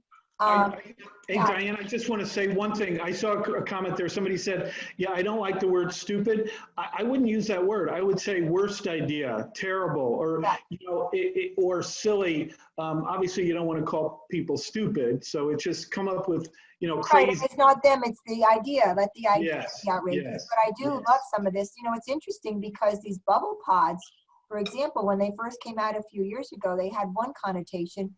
See how everything is really, I love the sumo, put all attendees in an inflatable sumo suit so they're physically just the event. Everyone wears a dress from Gone with the Wind. So there's a lot of creative stuff out there that will help us with social distancing. Now, Brian, can I go back, please, to you have steps and you have exercises for people to do now in the few minutes we have left right now. Maybe 3 minutes. Is there one exercise that everyone can participate in? The wish, maybe? Yeah, I think the questioning assumptions and 20 questions techniques are good for trying to figure out how to define your challenge, which is especially powerful in these times when you have, quote, impossible challenges. I don't have the budget, I don't have the people, we can't get together, et cetera. That's a good time to do questioning assumptions. But to your point, Diane, another one that's really good is the wish technique. And the way you do this technique is you wish for the impossible. Now, we older people, many of us have frankly lost the ability to wish in crazy ways, if you will. And so that may not be true of this audience because you guys have to come up with ideas all the time. But the wish technique is imagining impossible. And if your team is not being as wishful or fanciful as you might want them to, one of the triggers you can use is to say, okay, I'd like you to violate a law of nature now to really push your wishful thinking. So, okay, therefore we're going to teletransport people, or we're going to have, people become invisible, those kind of things. That's a really successful way we've found to push people to be more fanciful in their wishing. So basically, so I'm going to ask everyone to now take a minute and think about wish. What do you wish? Just share some of your wishes with us. There's no right or wrong. There's no judgment with this, but these are techniques that are used to give people permission to think differently. Yeah, I think that's really well said. It's permission to think differently. I remember we were doing a role-playing technique one time, role-playing great thinkers, and one of the clients said to me, "Oh, I discovered I had to put a mask on to take my mask off." And that's kind of what we're talking about here, giving yourself the freedom to come up with crazy, crazy, crazy. And by the way, it's fun, right? I mean, come on. And which gets back to your point, Dianne, both permission and fun are critical to this work. Yes, they are. So, just in the minute we're wrapping up here, let me share some things. I think these are fabulous. A universal translator, so I can talk to every person on earth seamlessly. And, I think some of the production Jim, where are you? Are you with us? Of course I'm with us. I'm right here. And that's actually happened already. Think about Google Translate, but also in the hospitality industry, there's a great artificial intelligence program called Wordly. It's not a free one, it's a pay one at events, which will automatically translate into multiple languages in a real time. So everybody on their phone could have the language of choice to be able to hear and communicate. Amazing stuff. It's a fabulous program. It's Wordly. Wordly. WORDLY. Yeah, I'll write that in chat, everybody. So it's an excellent program. I was turned on to that, but all right. So yeah.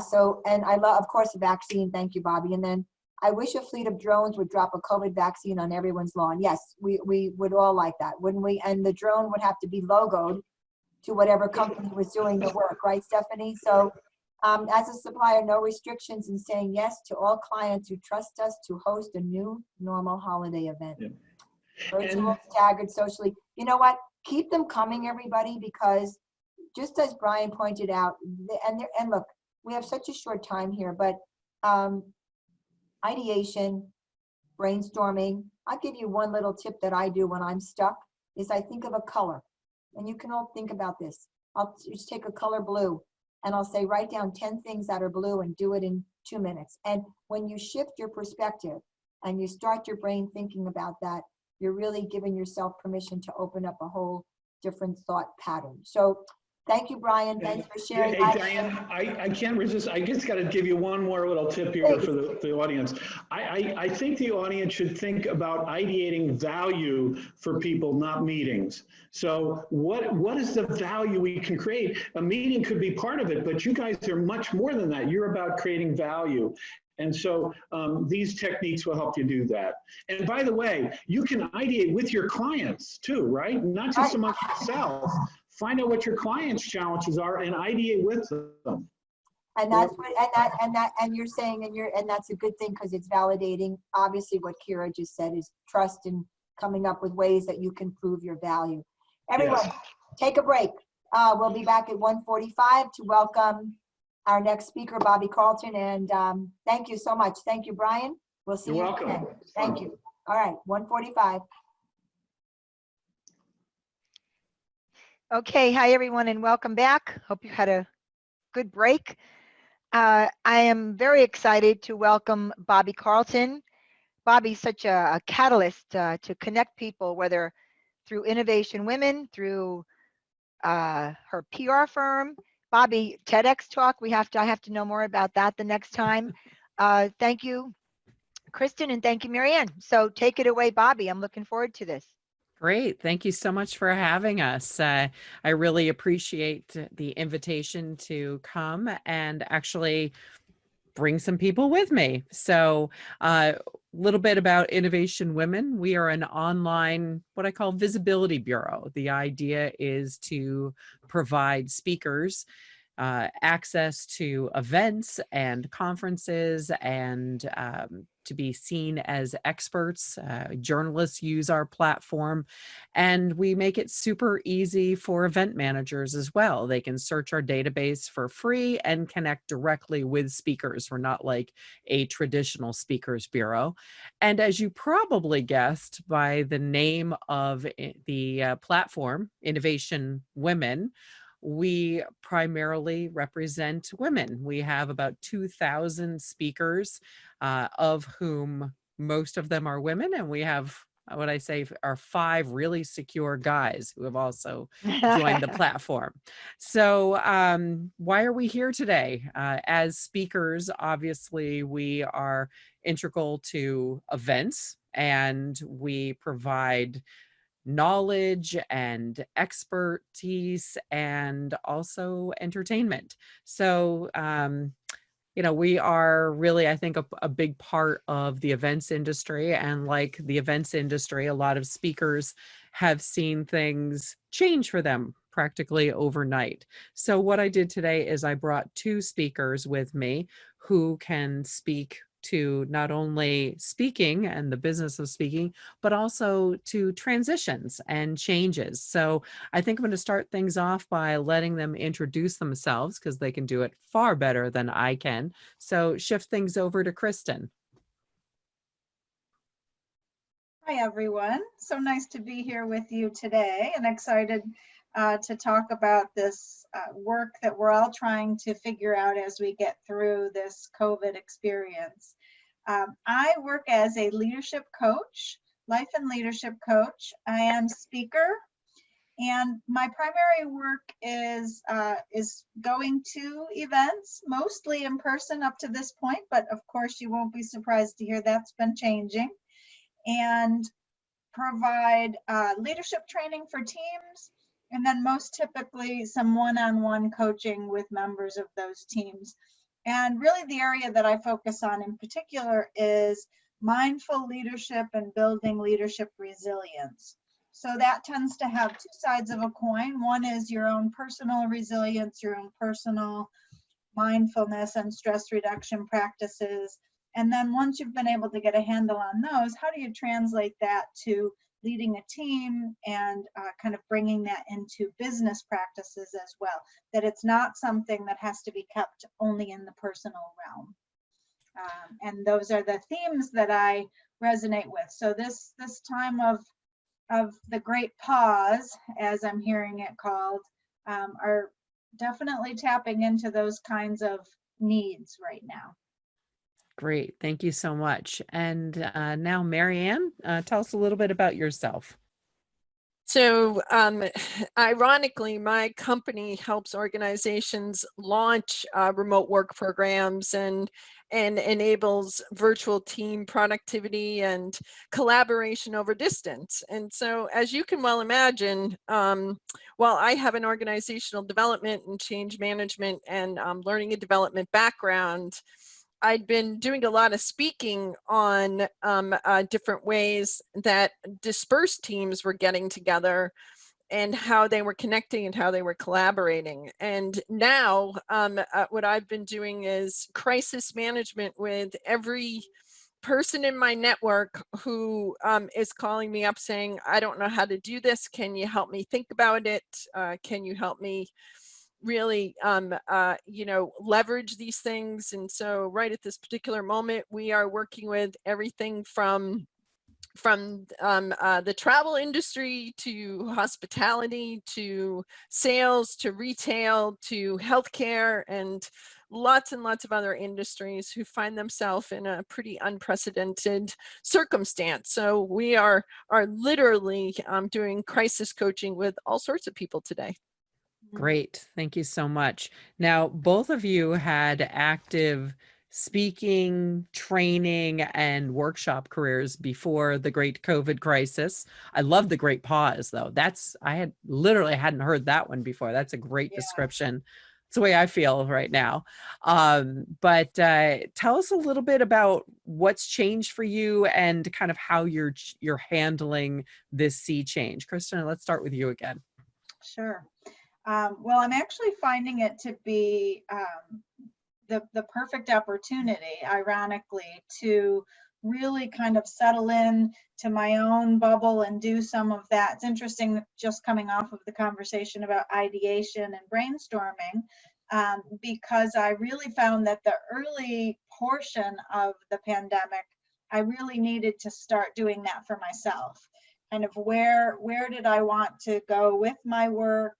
And how could I redefine myself so that I could continue the work that I love, knowing that, it could be 6, 9 months, 12 months before people are bringing, groups back into a room to hear me speak. So how do I manage that? So it's probably obvious to hear that I've been doing a lot of work to shift onto online presentations. I'm in the midst of creating an online course, because what I also really realized is that people need the access to the information, not just when I'm ready to be on Zoom, but they might also need it at an entirely different time. And if I can create that virtual product that they can access at their own time zone, their own need, if they're awake at 2 o'clock in the morning and for some reason that's a good time for them to click on my material, then, so that's been the biggest shift is, and quite frankly, I think it was a little kick in the behind that I needed, because I was not doing as much virtual as I might have been able to be doing previously anyways. But really kind of coming back to center and saying, regardless of what form it takes, what is the heart of what I want to deliver? What is really the true value of what I do? And by identifying that, I've been able to get more clear about different ways to do that. So it made me recenter on my values and my value, so that now I can figure out what form it's going to take. So it's been actually a really helpful reflection process. Even though it's been forced, it's been good. Great. Okay. And Marianne, I actually have been able to participate in some of your activities. Tell us a little bit about those. Right. For the last 10 weeks, we've actually been doing executive briefings every Friday to really give people heads up of some of the trends and some of the things that they should be keeping ahead of. And we were very fortunate because we had been talking with very large organizations and have healthcare clients and things like this. So 12 weeks ago, 14 weeks ago, we saw the writing on the wall. So we had already started to contact clients and share that information with people to prep them.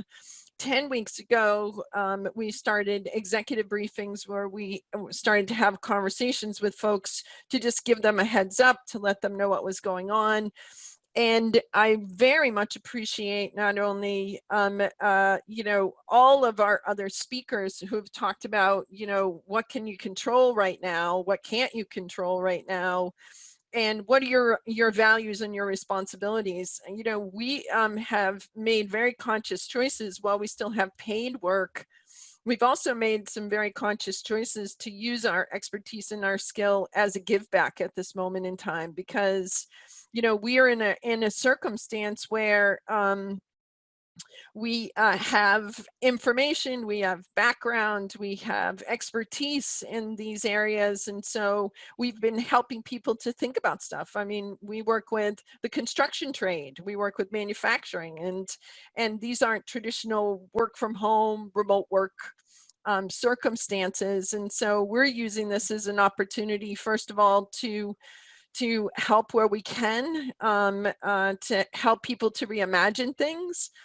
And this actually is coming from my background, which is, in 2008, I was a senior executive in an organization, and I was working on projects where I was helping people to collaborate over distance.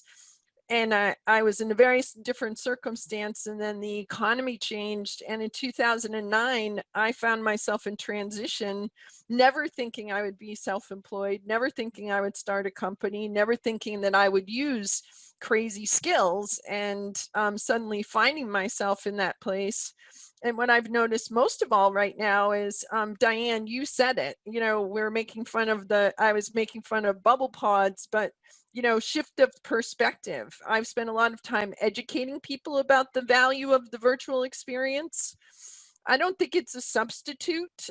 Face-to-face is one way of interacting, but I think that it's a valuable experience. And so I don't have to educate people on the fact that it's necessary. I just have to now really get people to an awareness point where they're understanding that virtual interactions, virtual experience can have their own value proposition.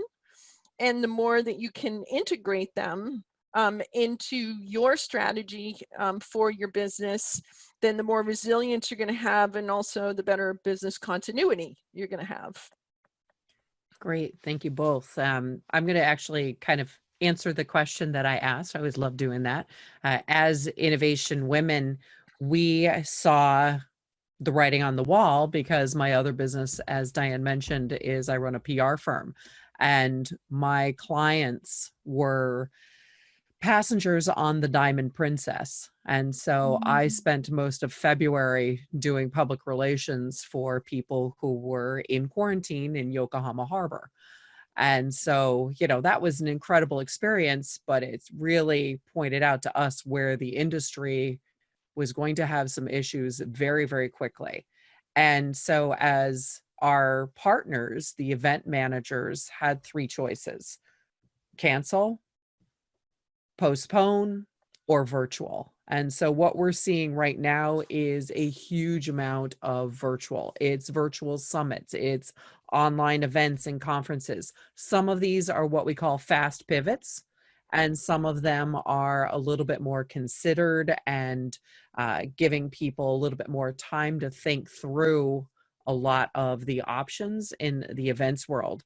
So we're seeing more interactive events. We're seeing lots of games and workshops and ways that people interact. You know, it's the folks that have figured out, you know, how they can get everybody to participate by holding up a sign when you're looking at a sea of Zoom faces to make things a little bit different. And so, you know, we're seeing people who are putting their noses to the grindstone and, you know, coming up with incredibly inventive and interesting virtual events, and they're doing it super fast. So we will see people come into our platform and swoop down and pick up 5, 10, 15 speakers all of a sudden, you know, and you know they are doing something very quickly. Marianne, let's go back to you real quickly. Can you tell people a little bit more about kind of the thought process behind some of these pivots and transitions from a business point of view? Sure. I think that, you know, one of the things that our speakers said earlier, right at this particular point in time, is that, you know, momentum is going to be really, really important, and showing visibility, letting people know that you're still available. And in addition, you know, there's a lot of emphasis in this morning's talk about staying in touch, but staying in touch in a human way. And I think that this is actually a part of the pivot that I think is amazing and wonderful, because, you know, when you're working at scale and whether you're running a big event or whether you're trying to, you know, do something within any industry, then if the starting premise is, you know, if we're not doing it face-to-face, then it doesn't have value, is a non-starter in today's environment. And so how do you take what Brian was talking about earlier and start with the premise, virtual can have value, that connecting digitally not only can have value, but could bring novel and interesting experiences that haven't been explored yet. So the people who are taking that first mover advantage and getting things on board very, very quickly, to Bobby's point, and because it's first mover advantage, here's the thing, folks, people can be more experimental in these forums, and people are more forgiving. The people who are participants are much more forgiving because everybody is feeling a little uncomfortable. And so if you can, you know, put yourself out there and take that risk and go into these environments and rethink, use some of the techniques that both Brian and Dianne are talking about to reimagine this particular event opportunity, this particular travel opportunity. And I think we've seen it with people creating their own content from different parts of the world. I think we've seen it in relation to different ways that people are coming together. I myself have formed a partnership with the Microsoft Teams group and have been doing almost instant events because we were going to do a live event, and it was pretty quickly apparent that wasn't going to be the right way to do it. So we said, well, you know, we've got Teams platform, we might as well play with it.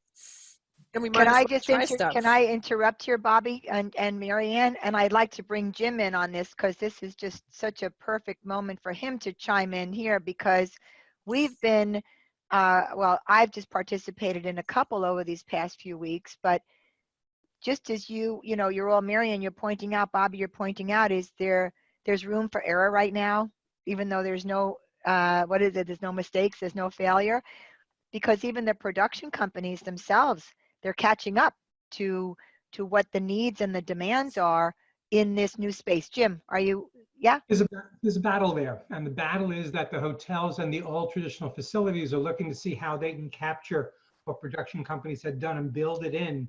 I personally, I think it's actually a little bit of a mistake on their part, because what you need are companies that know how to do a production and don't just have a couple of pieces of equipment that can accommodate it. So I think it's a fascinating time when it really comes down to what's happening with production. What we're doing right here, which we found out that with a very low cost approach, we're able to do it as well as many of the companies who've been doing it professionally. So, you know, again, to me, the technology is the cool conversation, but the content has to come first.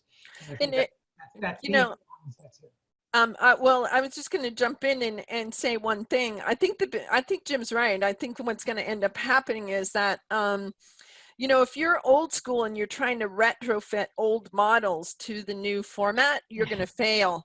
And that's a problem. And I've seen it happen all over the place. If you're doing learning events, an online learning event has to be designed differently. If you're going to do an online event, you have to, there are obviously going to be some transitions, but you have to approach it differently, and you have to actually look at the context. So Dianne, this is actually something that I totally appreciate about what you're doing here, because while Dianne is bringing, Dianne and her team are bringing their experience, you know, of running events and the logistics and the sensitivity towards everything from needing a break to how do you get people in small chat conversations, and they're experimenting with all of those things. This doesn't feel like they're trying to replicate the in-person experience entirely. And so I think that's probably why you're having some success. Well, thank you, Marianne. And actually and I say this, and Jim is going to laugh, but we have 2 or 3 virtual platforms right now who are building as we speak, because the way that I want to produce this doesn't exist yet. So in a turnkey, and that's very exciting to me. So yes. So anyway, let's get back to you, because I'm really enjoying this. Thank you so much for your expertise, for all of you. Yep. Yeah, I'll actually just chime in quickly on the whole aspect of virtual events. You know, I went looking immediately for platforms. At the same time, we already had various platforms that we used. We had been doing a bi-weekly webinar for Innovation Women speakers, oh gosh, 2.5, 3 years. And, you know, just to roll it back to that conversation about there is an appetite and an okayness with some level of technical issues. We had been doing these webinars now for like over 2 years, and all of a sudden 2 weeks ago, we had a speaker whose audio was hijacked when her husband drove their car past the office that she was working out of. And literally the Bluetooth picked up her phone, hijacked the audio, and we ended up on, you know, complete silence for a matter of minutes. So I wrote about that in our weekly newsletter, and so many people came back to me saying, thank you for letting us know that these things happen. And I think it's the attitude around we're all going through this at the same time, that there is such a forgiveness and a comfort with a certain level of issues. Now, that doesn't mean, go at it haphazardly. You can definitely see the difference between a conference that has had a rehearsal and one that has not. On that note, I'm gonna actually turn things back to Kristen, because I think one of the things that she does so well is really talk about stress and how to manage that. And, these transitional things are stressful for each and every one of us. Kristen?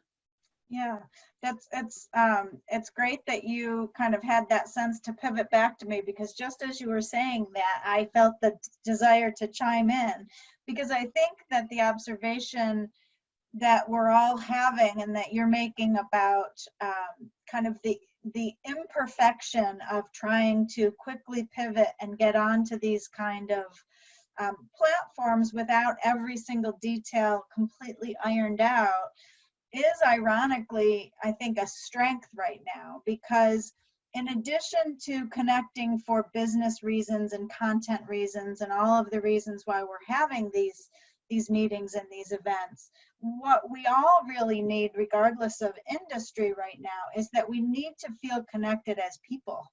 We can't lose that sense of humanity that we have, right? That we would usually feel in a different kind of way when we're sitting in the same room as someone.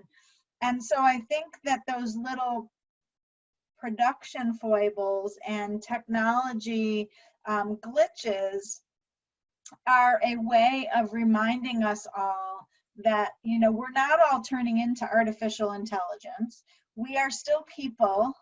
Real things still happen. And it's actually a leadership tool that I talk about a lot, which is, we don't want to look at each other and think everybody else is so perfect that I can't possibly bring myself to that space, because I'm not, I don't know every single technology. I don't have myself completely perfected. And so by owning that, we really open the space to more people who might otherwise not feel ready to join. So I think there's going to be a lot of people who 6 months ago would never have thought that they could join the virtual world, because they weren't ready, they didn't have the tech savvy, they don't have the experience, who now are like, oh, I guess it's okay if someone's audio gets hijacked for 30 seconds, people will wait for you. And that sense of understanding and being forgiving to ourselves, one of the strategies that can be applied personally, and that I think we're really talking about applying to our businesses, whatever they are, is the idea of making the invisible visible, right? And we're so used to working in a particular way that we often don't think about, why have we chosen to do it that way? What are the reasons that I've chosen to use this or that kind of format? And so we're being forced to ask ourselves those questions about how we deliver whatever our business proposition is.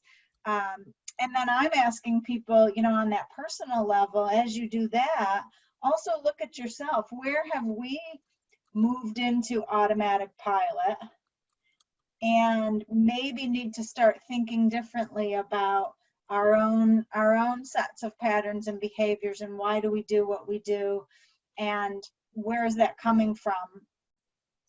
So I think this has been a jolt to all of us to look at ourselves personally and figure that out, and then also look at our businesses and say, what really matters? How can I accomplish it? What might be that new and outrageous idea that I can think about now that I wasn't ready to think about before? And in the midst of all of that, we're all just people together trying to figure it out.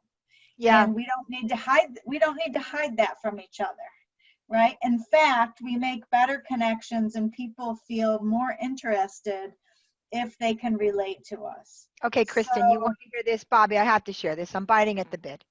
So it took me like all this time to, I do videos and daily videos and inspiration, whatever. But I did one video, sans makeup, sans this, whatever it was. And that was the video I had the greatest hits on. Yep. I got close to 1,500 hits. So now 1,500 people are talking about Dianne without makeup on. And you know what? It's okay.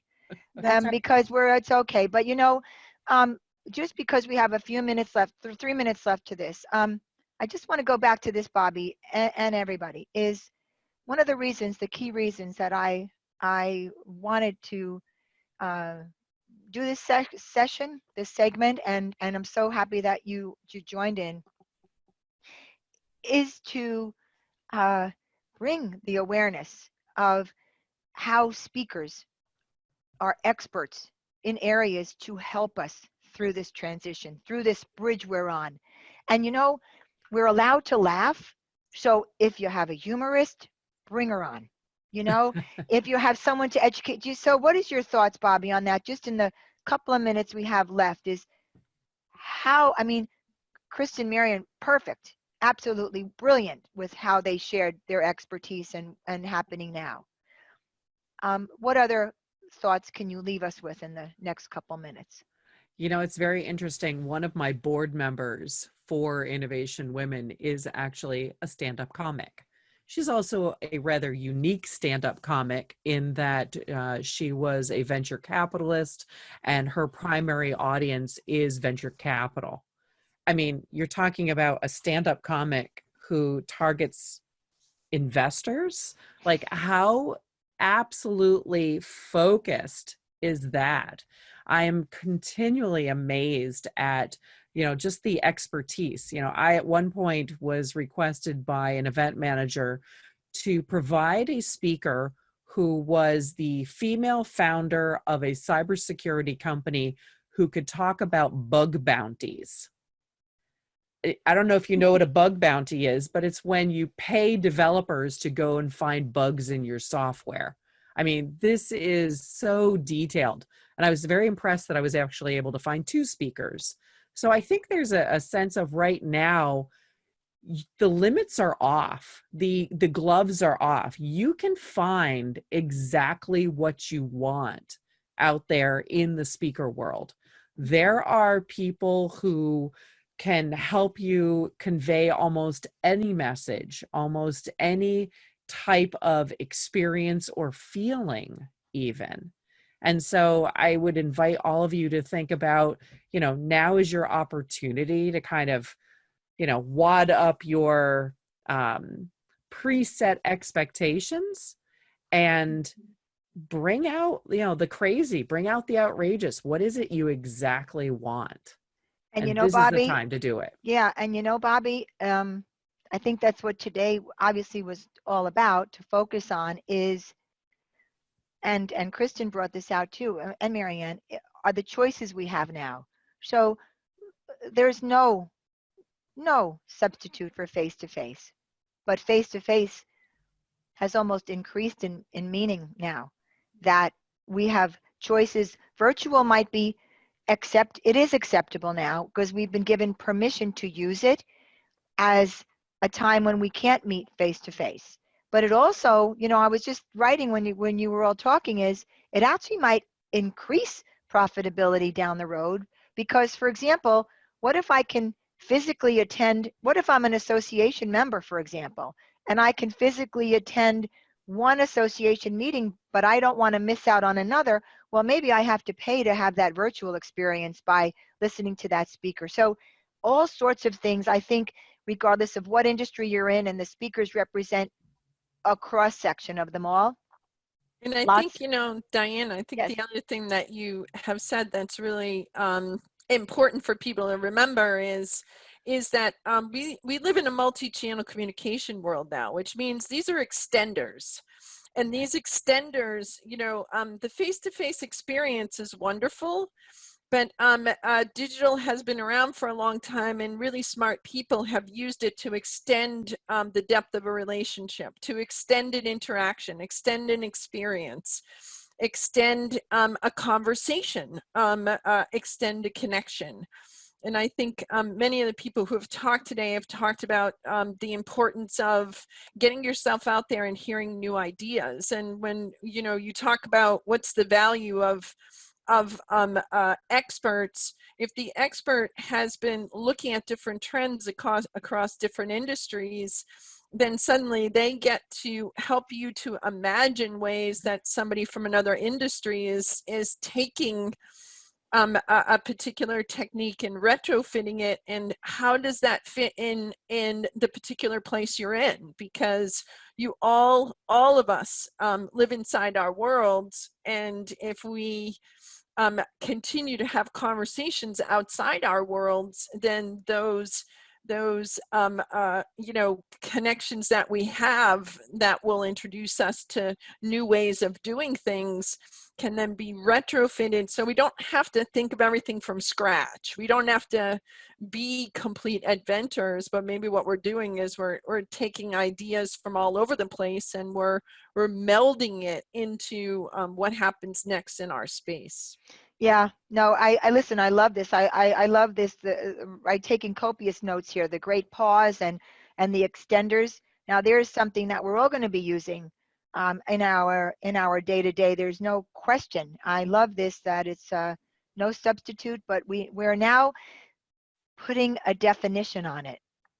That's right. I think, all right, Bobby, when you say that as we're wrapping up here, huh? Absolutely. Thank you again so much for having us. Yeah. Anybody have any questions before we move on? And I'm going to say this to everybody. Our closure today is a fairly unique one, and I invite you all to hang around because it promises to do a lot of what the speakers were talking about, which is engagement in a very creative way. So. Okay, everyone. So if we're ready, Jim, are we ready with welcoming our next guest then? Indeed, we are. Okay, so everyone, David Title. David works with a company called Bravo Media. They do extraordinary things. I'm always looking on their Facebook. David, welcome today. Thanks so much. Bravo Media, experiential, huh? Communication. Yeah, So what do you call it? What do you call it? What you're doing now? Effects, animation, what? we're a creative production studio, so we combine some of the things that a creative agency might do with some things that production and developers do. So our team is really a combination of folks on the creative side and folks on the actual making side. And our studio in New York City is really a combination of animators and developers and engineers and technicians, and along with video production. And so we have been involved in various facets of experiential marketing has been the big umbrella for the last X number of years. But prior to that, we spent a lot of time in the early days of the big digital video boom. And when websites were getting their first videos and YouTube channels were being populated for the first time. And we got into the trade show and conference world, where we started doing larger format and then interactivity, which got us our full-time developers in-house. And it's really been a process of kind of a little bit proactive, a little bit reactive, and gotten us to where we are today, which is a nice mix of various experiences that both touch on the short-term event world and also on the long-term or semi-permanent world in things like retail and hospitality. Yes, and David, the one thing I want to point out too is that you're the guy behind the scenes, so Bravo is the company that you don't hear about when you're doing these big major productions. So I appreciate you sharing some of your work with us today. Yeah, so okay. I'm not known for many things, but one of the things I'm known for is terrible decks. And we sort of have an anti-deck policy, but I've decided to do my best here. And and talking a little about where we're at now. So like everybody out there, we were certainly impacted by everything that's been happening, and we do a lot in the event space. We were packing up for South by Southwest. We were getting ready for conferences and trade shows in Vegas. But a lot of what we're thinking about right now is what does experiential marketing look like in this time of social distancing? And what does that mean? And how can we approach that for us, we love big ideas and we love big thinking, but we're makers of things. And so we get pretty quickly into things that we can make and do because that's our world. So what I'm going to do is really quickly run through for you some of our really early steps in this thinking, and really for us it's been leaning into things that we already know and understand and feel like we have capabilities in, and hoping to apply them in ways that are smart for the current environment. I'm also going to try to show video. It has been intermittently okay on Zoom, so we'll see how that goes. So the first thing is we've been talking about this idea that we're calling care packages. And it's a lovely little acronym, which stands for Custom Augmented Reality Experience Packages. And AR, I think, is not something people are totally unfamiliar with. And I think there are people who might even be using it without knowing it. The IKEA app and the Amazon shopping app, all Warby Parker, a lot of sneaker companies have been using AR for mobile experiences for quite a while and with a lot of success. The sort of knock on AR is difficulty of use and accessibility, but I think for a number of reasons, lots of our clients and lots of the partners that we work with are interested in AR as a way to reach their customers and clients and prospects in a way that maybe was not of interest previously, but is now a way that they can really make an impact with somebody in their home. And so one of the pieces that we actually started working on really early was a little bit of a proof of concept, but also for a client of ours that was heading to a trade show and was very sad that they'd gotten this far on this thing and then couldn't show it off. So this is a little demo of our, let's see, whoop, that didn't work at all, huh? Will it play? Aha, there we go. So this is bringing the trade show booth into the living room. And this is a simple app that we were able to build. And what it does is it launches a sort of a portal, and this is all through my cell phone. And this is a one-to-one relation, so I can now physically walk around. This can be tricked out with full audio, touch interactive experiences. And because you're physically moving around and moving through it in a one-to-one experience, it has a different sort of impact than browsing on a web screen or browsing on a website. And you can kind of see I walk back out into my world. So that's one of the areas where we're seeing interest in AR as a way to give people a unique experience while they're safe at home. We're working on a pop-up shop related concept. We're working on a number of other sort of takes on this. And then we're also exploring how we can use AR to help make digitally enhanced products. We're partnering with some folks in the promotional product space and using that as a way to be able to send packages that have a digital component that either launches an AR experience or related experience. So that's a little bit on that. Let's see. Okay, so one of the things we are kind of known for, if people are aware of us at all, is we do a lot of projection mapping. And if you've seen the Late Show with Stephen Colbert before he had to leave the Ed Sullivan Theater, there's a big dome overhead that's projected on top of. We created all the content for that. We projected on everything from a pair of sneakers to the side of a building. And we were really interested in thinking about how projection mapping is a great tool to go big and to reach people as we sort of come out of a complete shutdown and we are out and about and we can't gather in large groups for festivals and for sporting events and conferences. But in the same way that drive-in theaters are starting to make a little comeback, we think there's some great opportunities to tap into the power of projection mapping to create out-of-home experiences that can both garner attention on the street, but also help you get attention on social media, because videos of these experiences tend to go pretty far and wide. So this is some samples of previous projects that we've done. This was the Gansevoort Hotel in New York City, and it did gather a bit of a crowd, which maybe today would be less of a interest. This is out in Los Angeles for Lincoln.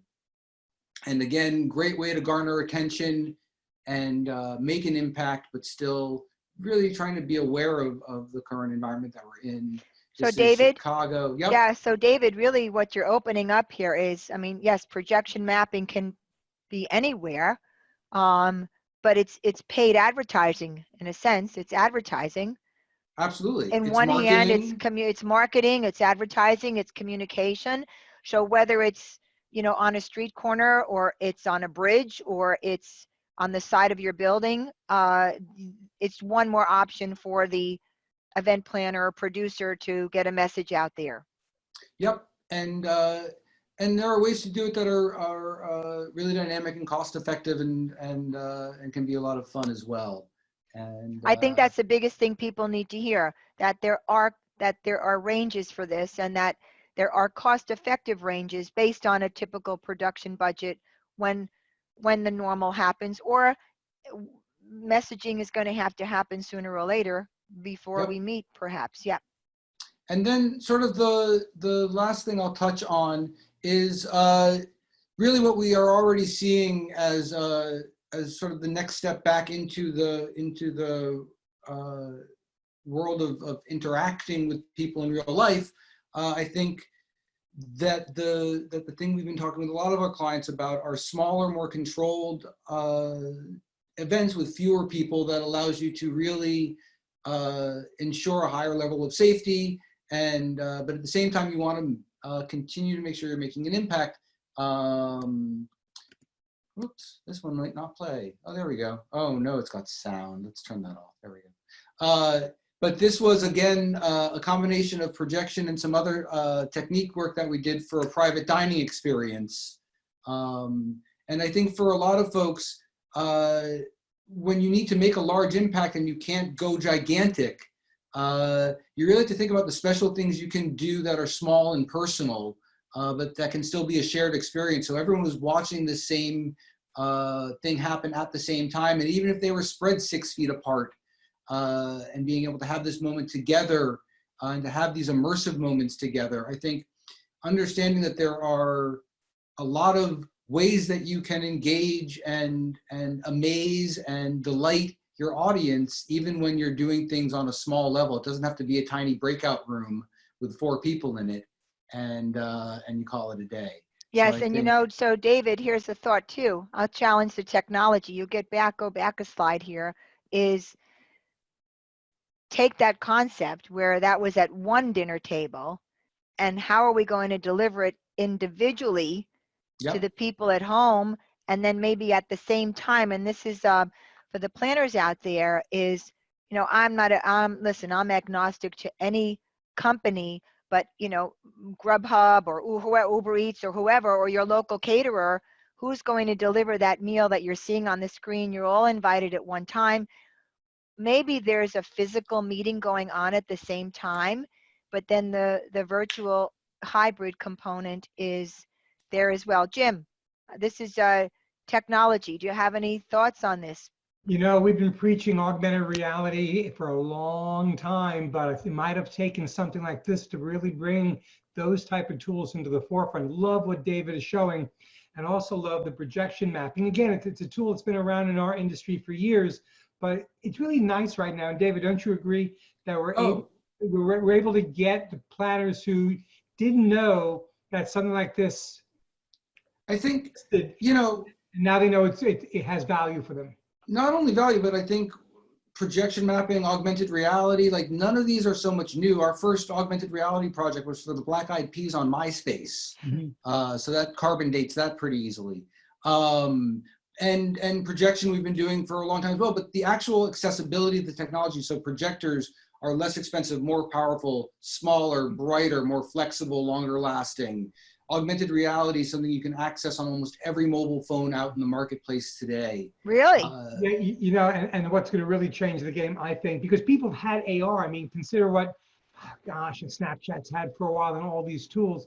But when Apple comes out with the glasses, and we all know that hybrid between AR and more sophisticated AR type of reality is going to start taking place, that I think it's going to get it into everybody's hands quicker, and at a point where they are more comfortable with the person who's providing it, rather than just these random companies out there who are trying to provide the services.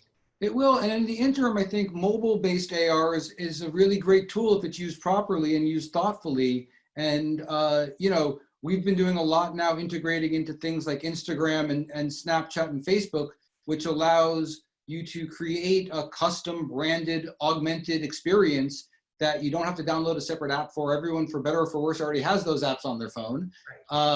You can launch it through a QR code.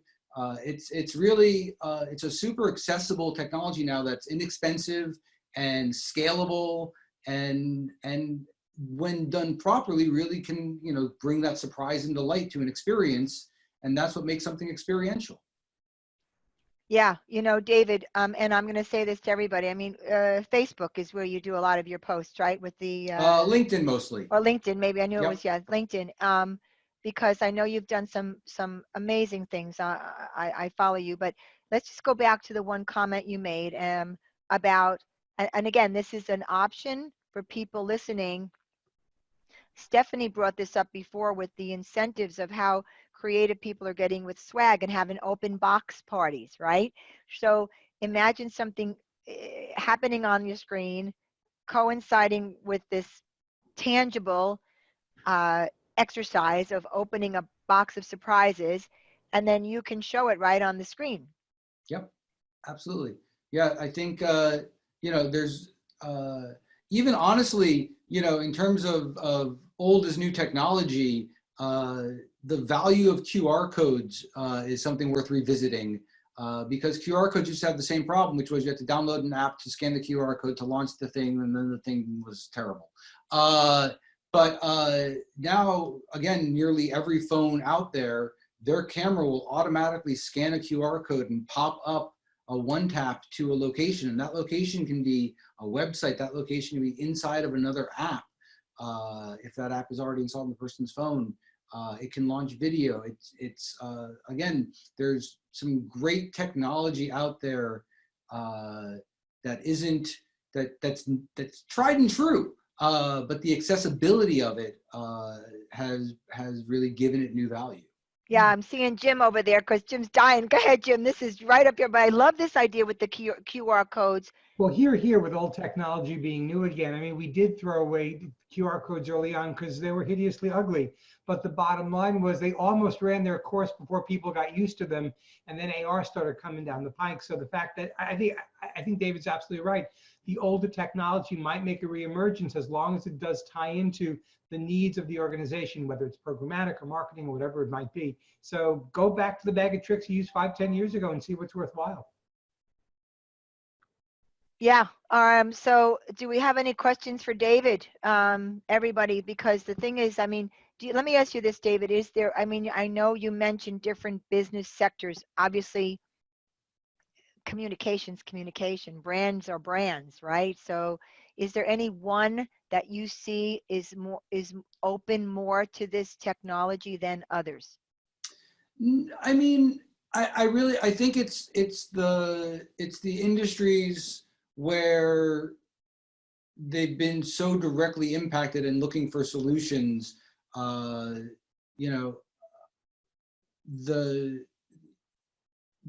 businesses that essentially won't survive in a purely virtual world, and are looking for ways, one, to bridge the gap between now and when they can get back to something that looks like their business again, and what are the tools they can use to bridge that gap, and what are the things they can do as they rethink how they're going to operate, to be to still deliver wonderful experiences, whether that's retail or hospitality, commercial real estate, conferences and trade shows. There's a lot of rethinking to be done out there, and I think that's where a lot of the focus is. And a lot of rethinking. And look, you and I know this, and I say this as a producer, with my brain is always going with ways of how to work with the product that you do, because you said it, David. You said we are learning to communicate in a different way, but good, solid, creative communication, if it's online, should have not the same effect, but certainly a similar effect, like surprise and delight. the comments we got here, very cool with the dinner scene. And I know there's so much to be done with that, menus and acting it out. And there's just as much as the brain can think of something. And back to what Jim was just saying about going back to what works and being aware of where we are now. We really cut our teeth on the very early days of web video, and everyone realized, oh my God, I can stream and use video, which is such a powerful tool. And but until I could do it on a website, what was the point? And then everyone started using video as this wonderful, powerful tool. And I think one thing everybody should do is really go back and think about what is their current digital presence and what does that foundation look like, and can they improve that? Better quality short form video content when you're dealing with digital is probably the best investment you can make right now, because that's how people are seeing you and finding you, and you don't have the advantage of the in-person, and this is a great time to do that. Go back to essentials. David, that is I'm taking notes. I see that is. So I love that. What is the current digital platform? And just like everything, you don't want to go from 0 to 180. You want to give little bits that people are used to and how they can build into it. We just have a couple of questions just in the couple minutes that you're left here. What is the best way for me to introduce your company to a customer? Where everyone go, bravomedia.com. And David's contact information will be in our resource guide. So you can definitely connect with him. And for any of your personal needs, you can contact him. He'd be happy to help you. And I can tell you they're a pleasure to work with. And let's see. And as far as future demos, remind me on the website, there are some videos. Yeah, so there's some stuff up there, and if there are specific things folks are interested in, I'd be happy to, show them some more stuff or answer questions or follow up with whatever they are curious about. Don't leave home without a QR code. That's the message of the day. Can't hurt. No, it can't hurt. David, thank you so much. And David, stay on a little bit for our closure here. I think you're going to enjoy our next speaker. Jim, are we ready with our next speaker? Thank you, David. Thank you very much. Appreciate it. Yep, all ready.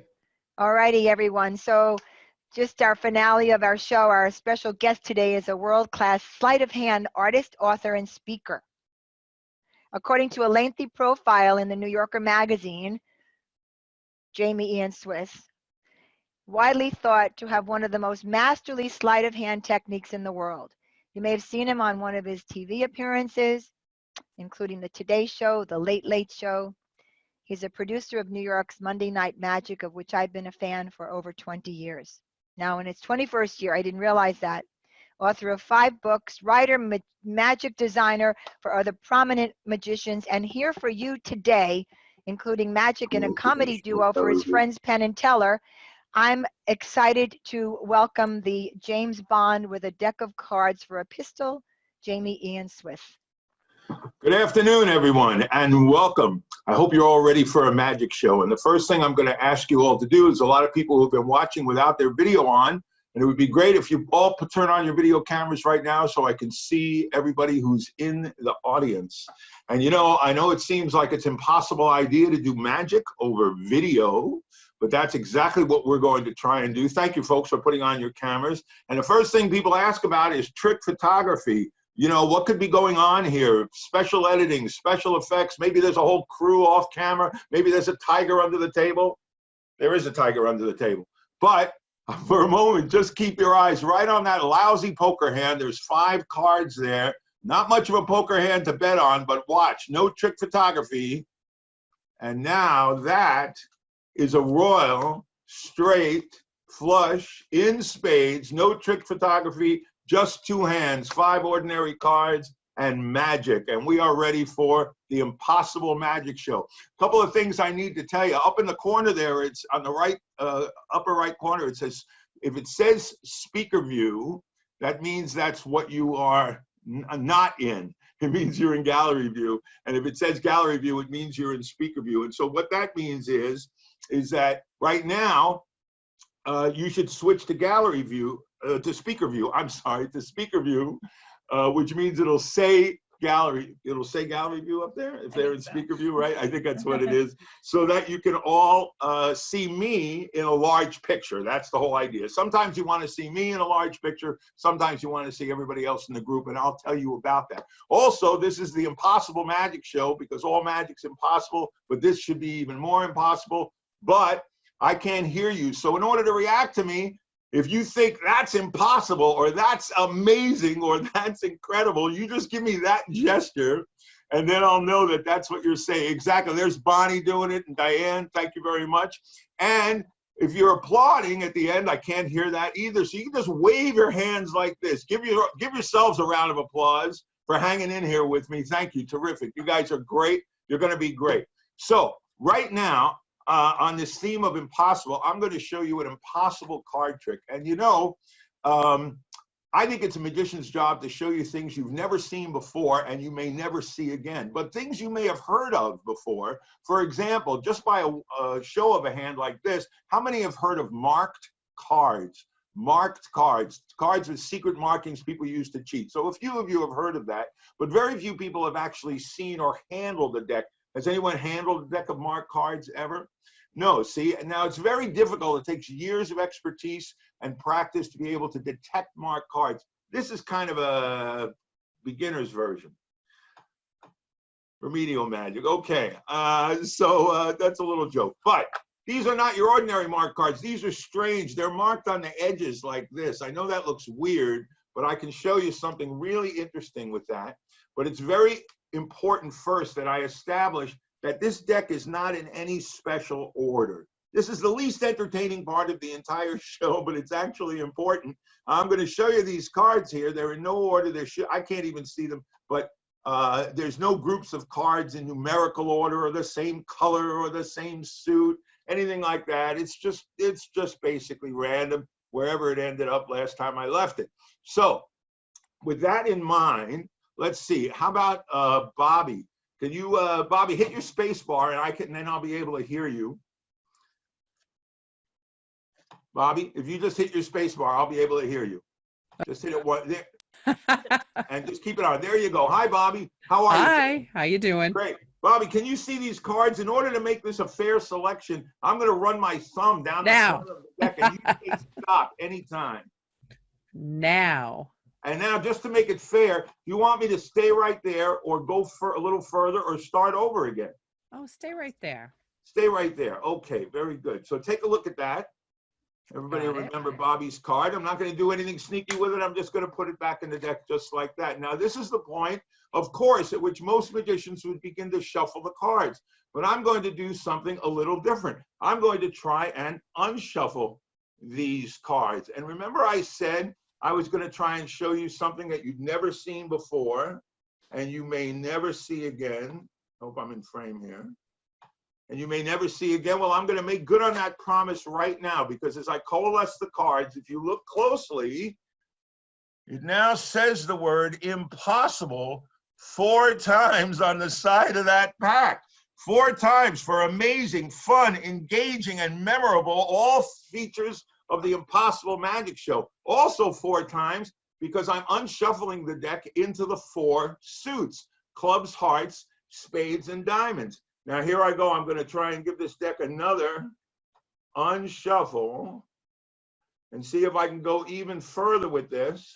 And now as I coalesce the deck, watch this.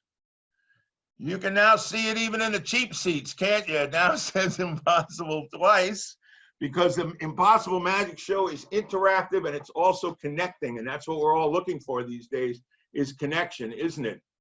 It's also unshuffling the deck into the 2 colors. And now if I give the deck one final unshuffle,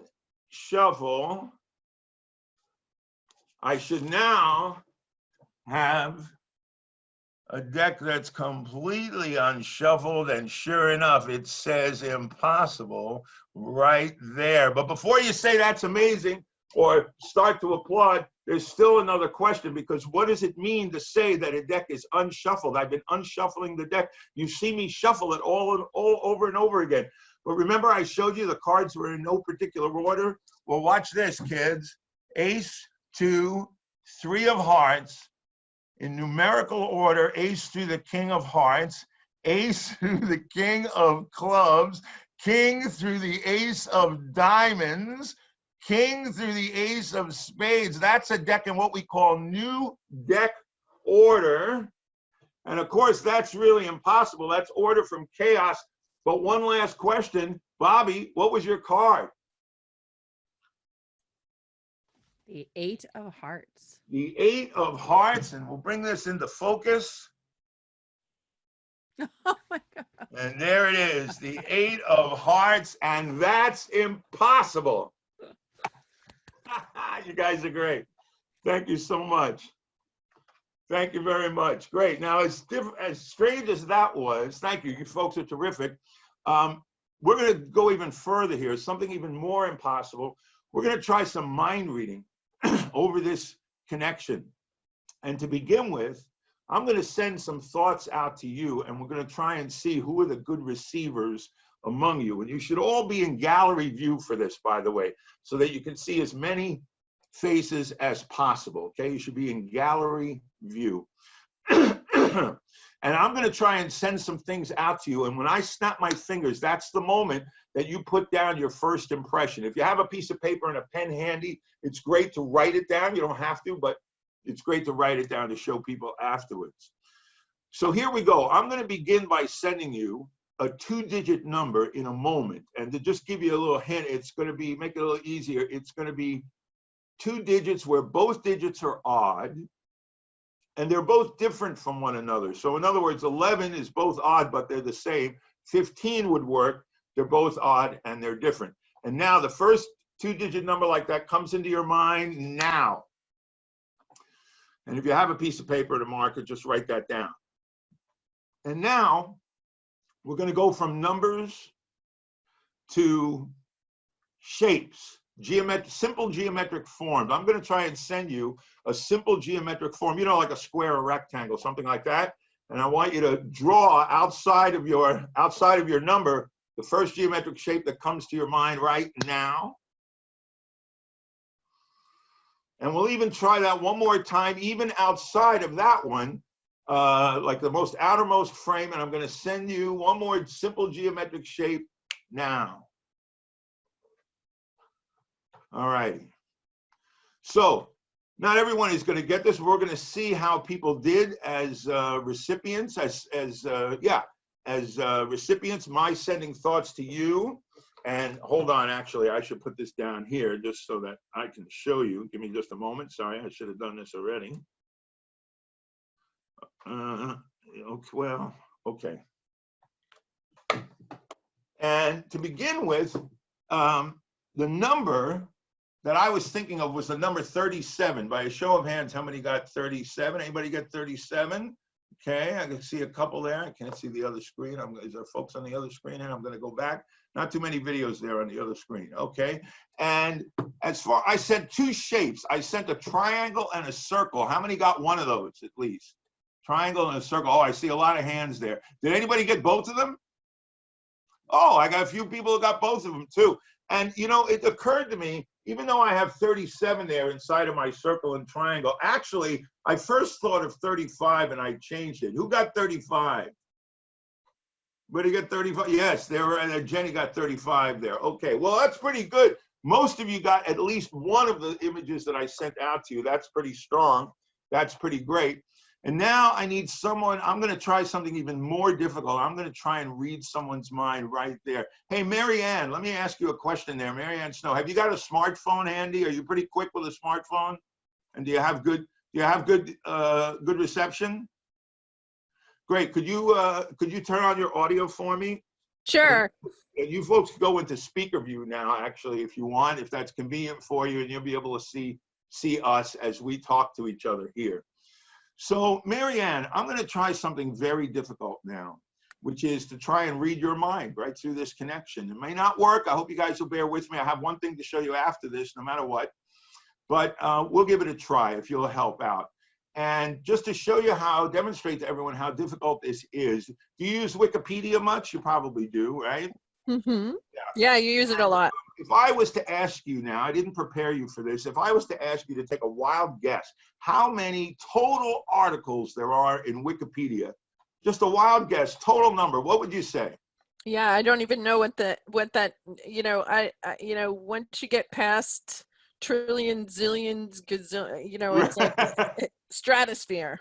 Right. Okay. A stratospheric number. Well, actually, the truth is we can find out. If you would go to your browser and just punch in how many articles in Wikipedia or wiki article count, anything like that.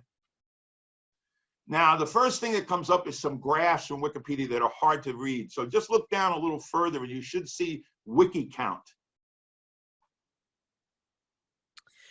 Yeah, 6,081,295 articles. Wow, wow. Okay. And while you're there, stay on that screen. While you're there, does it also tell you the average number of words per article? Hold on a second. Go back to your original search, please, because this is why I asked you for a particular site, because it'll give us everything I'm asking for. So go back to your original search, how many articles in Wikipedia? And then look for the window that says wiki count. Yep. And hit that. And now that'll show you the number that you just gave me, 6 million articles plus, right? But then it also gives you average number of words per article. How many is that?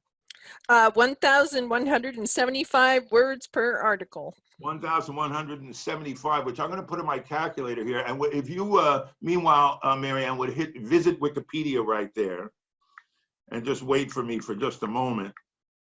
Now, I put in that number of words times 6 million, and I have 7 billion words in Wikipedia. Over 6 million articles, over 7 billion words. That's how difficult this is when I'm going to try now with Marianne here. So Marianne, just hit visit Wikipedia. Oh, you already did that, right? And now I'd like you to put in any search that you want in the Wikipedia search window there. In other words, it could be person, place, or thing. It could be animal, vegetable, mineral. It could be something you know a lot about, something you don't know anything about. And just punch that search in. Okay. And you've gone to that entry? Huh. Okay.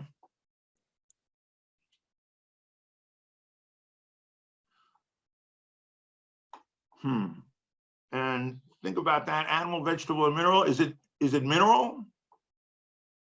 No. No. I'm not getting the vibe from you on this. Like I said, this might not work. So I'm just going to move along so I don't take up too much of everybody's time. I'm going to try. Marianne, thanks for your help. Not your fault. Difficult thing to do. We're going to just try one last thing here that everybody I can see on the screen is going to be involved in. I have in this box an invisible deck of cards. And I'm going to take this deck out and I'm going to hand it. I'm going to keep the deck in my picture here so that you can see it. In fact, I'll keep it in my hand. And I'm going to start to hand it off to you people. How about Rachel? We'll start with Rachel. Rachel, would you take that deck from me? Perfect, perfect. And give it a little shuffle for me. Nicely done, nicely done. And now if you could hand it down to Trina right below you. Trina, are you there to take this deck of cards from Rachel? Excellent. Have you got it? Great. Give it a little shuffle. Beautifully done. And right below you is Lainey. And Lainey will take that for you. Hi, Lainey. Take that deck of cards. Everybody should be in gallery view so you can see this. And you should cut those cards, Lainey. We always shuffle and we cut just out of fairness, right? Great. And Mary, are you there? Mary Piper, are you live with us? Oh, great. Lainey, hand that over to Mary right next to you, actually. Great. And Mary's got it. Mary will give it a little shuffle or a cut, whichever one you prefer. You guys are doing the best. If Marcel Marceau was here, he'd be really impressed. Of course, I'd be impressed because he's been gone a long time. And then let's see, Mary, now as we get down to the last few people here that I see on video, tell you what, Mary, if you would turn your mic on for me, and I'm going to ask you to begin with here, what color do you want us to use, red or black? Black. Black. And hand those cards over to I don't know your name, but at Mass Innovation, whoever you are. And would you hand over the deck to her? And ma'am, would you put your mic on so I can hear you? Yep. Hi, what's your name? Mimi. Mimi, hi Mimi. Mimi, Hey. do me a favor. Give those cards a little mix. And Mary said red, I think. Is that right, Mary? Did you say red? I said black. Oh, you said black. Ah, you caught me. Okay, so we'll go with black. So Mimi, do me a favor. Black means clubs or spades. So you get to choose clubs or spades. Clubs. Sorry? Clubs. Clubs. Great. Hand that deck up to Bonnie. Hi, Bonnie. Do you see me there? Hand that deck up to Bonnie. Bonnie, take those cards. Turn your mic on for me. Give those cards a little mix. And now we're in clubs. Do you want high or low cards? Hi. High. And do you want that to include the 7 from 7 up or from 8 up? 7 up. 7 up. And Bonnie, you get to hand over the deck down to Brian here. Brian, take the deck from Bonnie. Thank you very much. Give him. And now, Brian, you have an important job. Okay. We said black. We said clubs. We said high cards. That's 7, 8, 9, 10, Jack, Queen, King. Which one of those high cards do you want, Brian? I'll go with the queen. You go with the queen. I want you to look through that invisible deck very quickly, Brian, and take out the queen of clubs. And turn it around so it faces the other way from all the other cards and just stick it in the deck there somewhere. And give the deck a little mix. Give the deck a little mix to make it random. And very carefully just hand that deck off to me. I got it. Now, the hardest part of this, I'm going to take this invisible deck you've all shuffled and cut and handle. I'm going to put it back in the box here. And I'm going to make that deck reappear. Okay, it's not the most amazing part. But now, very slowly, very fairly, this box has been in your view since we began. And I'm going to go through these cards one at a time, and you'll see they all face the same way. Mary said black. Mimi said clubs. Bonnie said high. Brian said the queen of clubs. Can you see that only one card is facing the other way? I'm showing you every single card here. Only one card faces the other way. And that is the queen of clubs. And that's impossible. Right on time too, Jamie. Thank you very much, folks. Thanks for taking part in the Impossible Magic Show. My name's Jamie, thank you. Thanks a lot. Thank you so much, everybody. Thank you very much for today. Thank you to all our speakers, our contributors. Thank you, all of you, for attending and investing your time and resources. Remember, you can't make a puzzle until you have all of the pieces. So just enjoy the time we have right now and until we can. I want to give a special thank you to Jim Spellos, as always, for being such a support and fabulous co-host. Thank you, Jim. Save the date, June 2nd. We have a risk management program coming up that is vital to all of us moving forward. I'm Dianne Devitt. I'll see you next time. Thank you. Bye. Bye, everyone. Bye-bye. Bye. Thank you.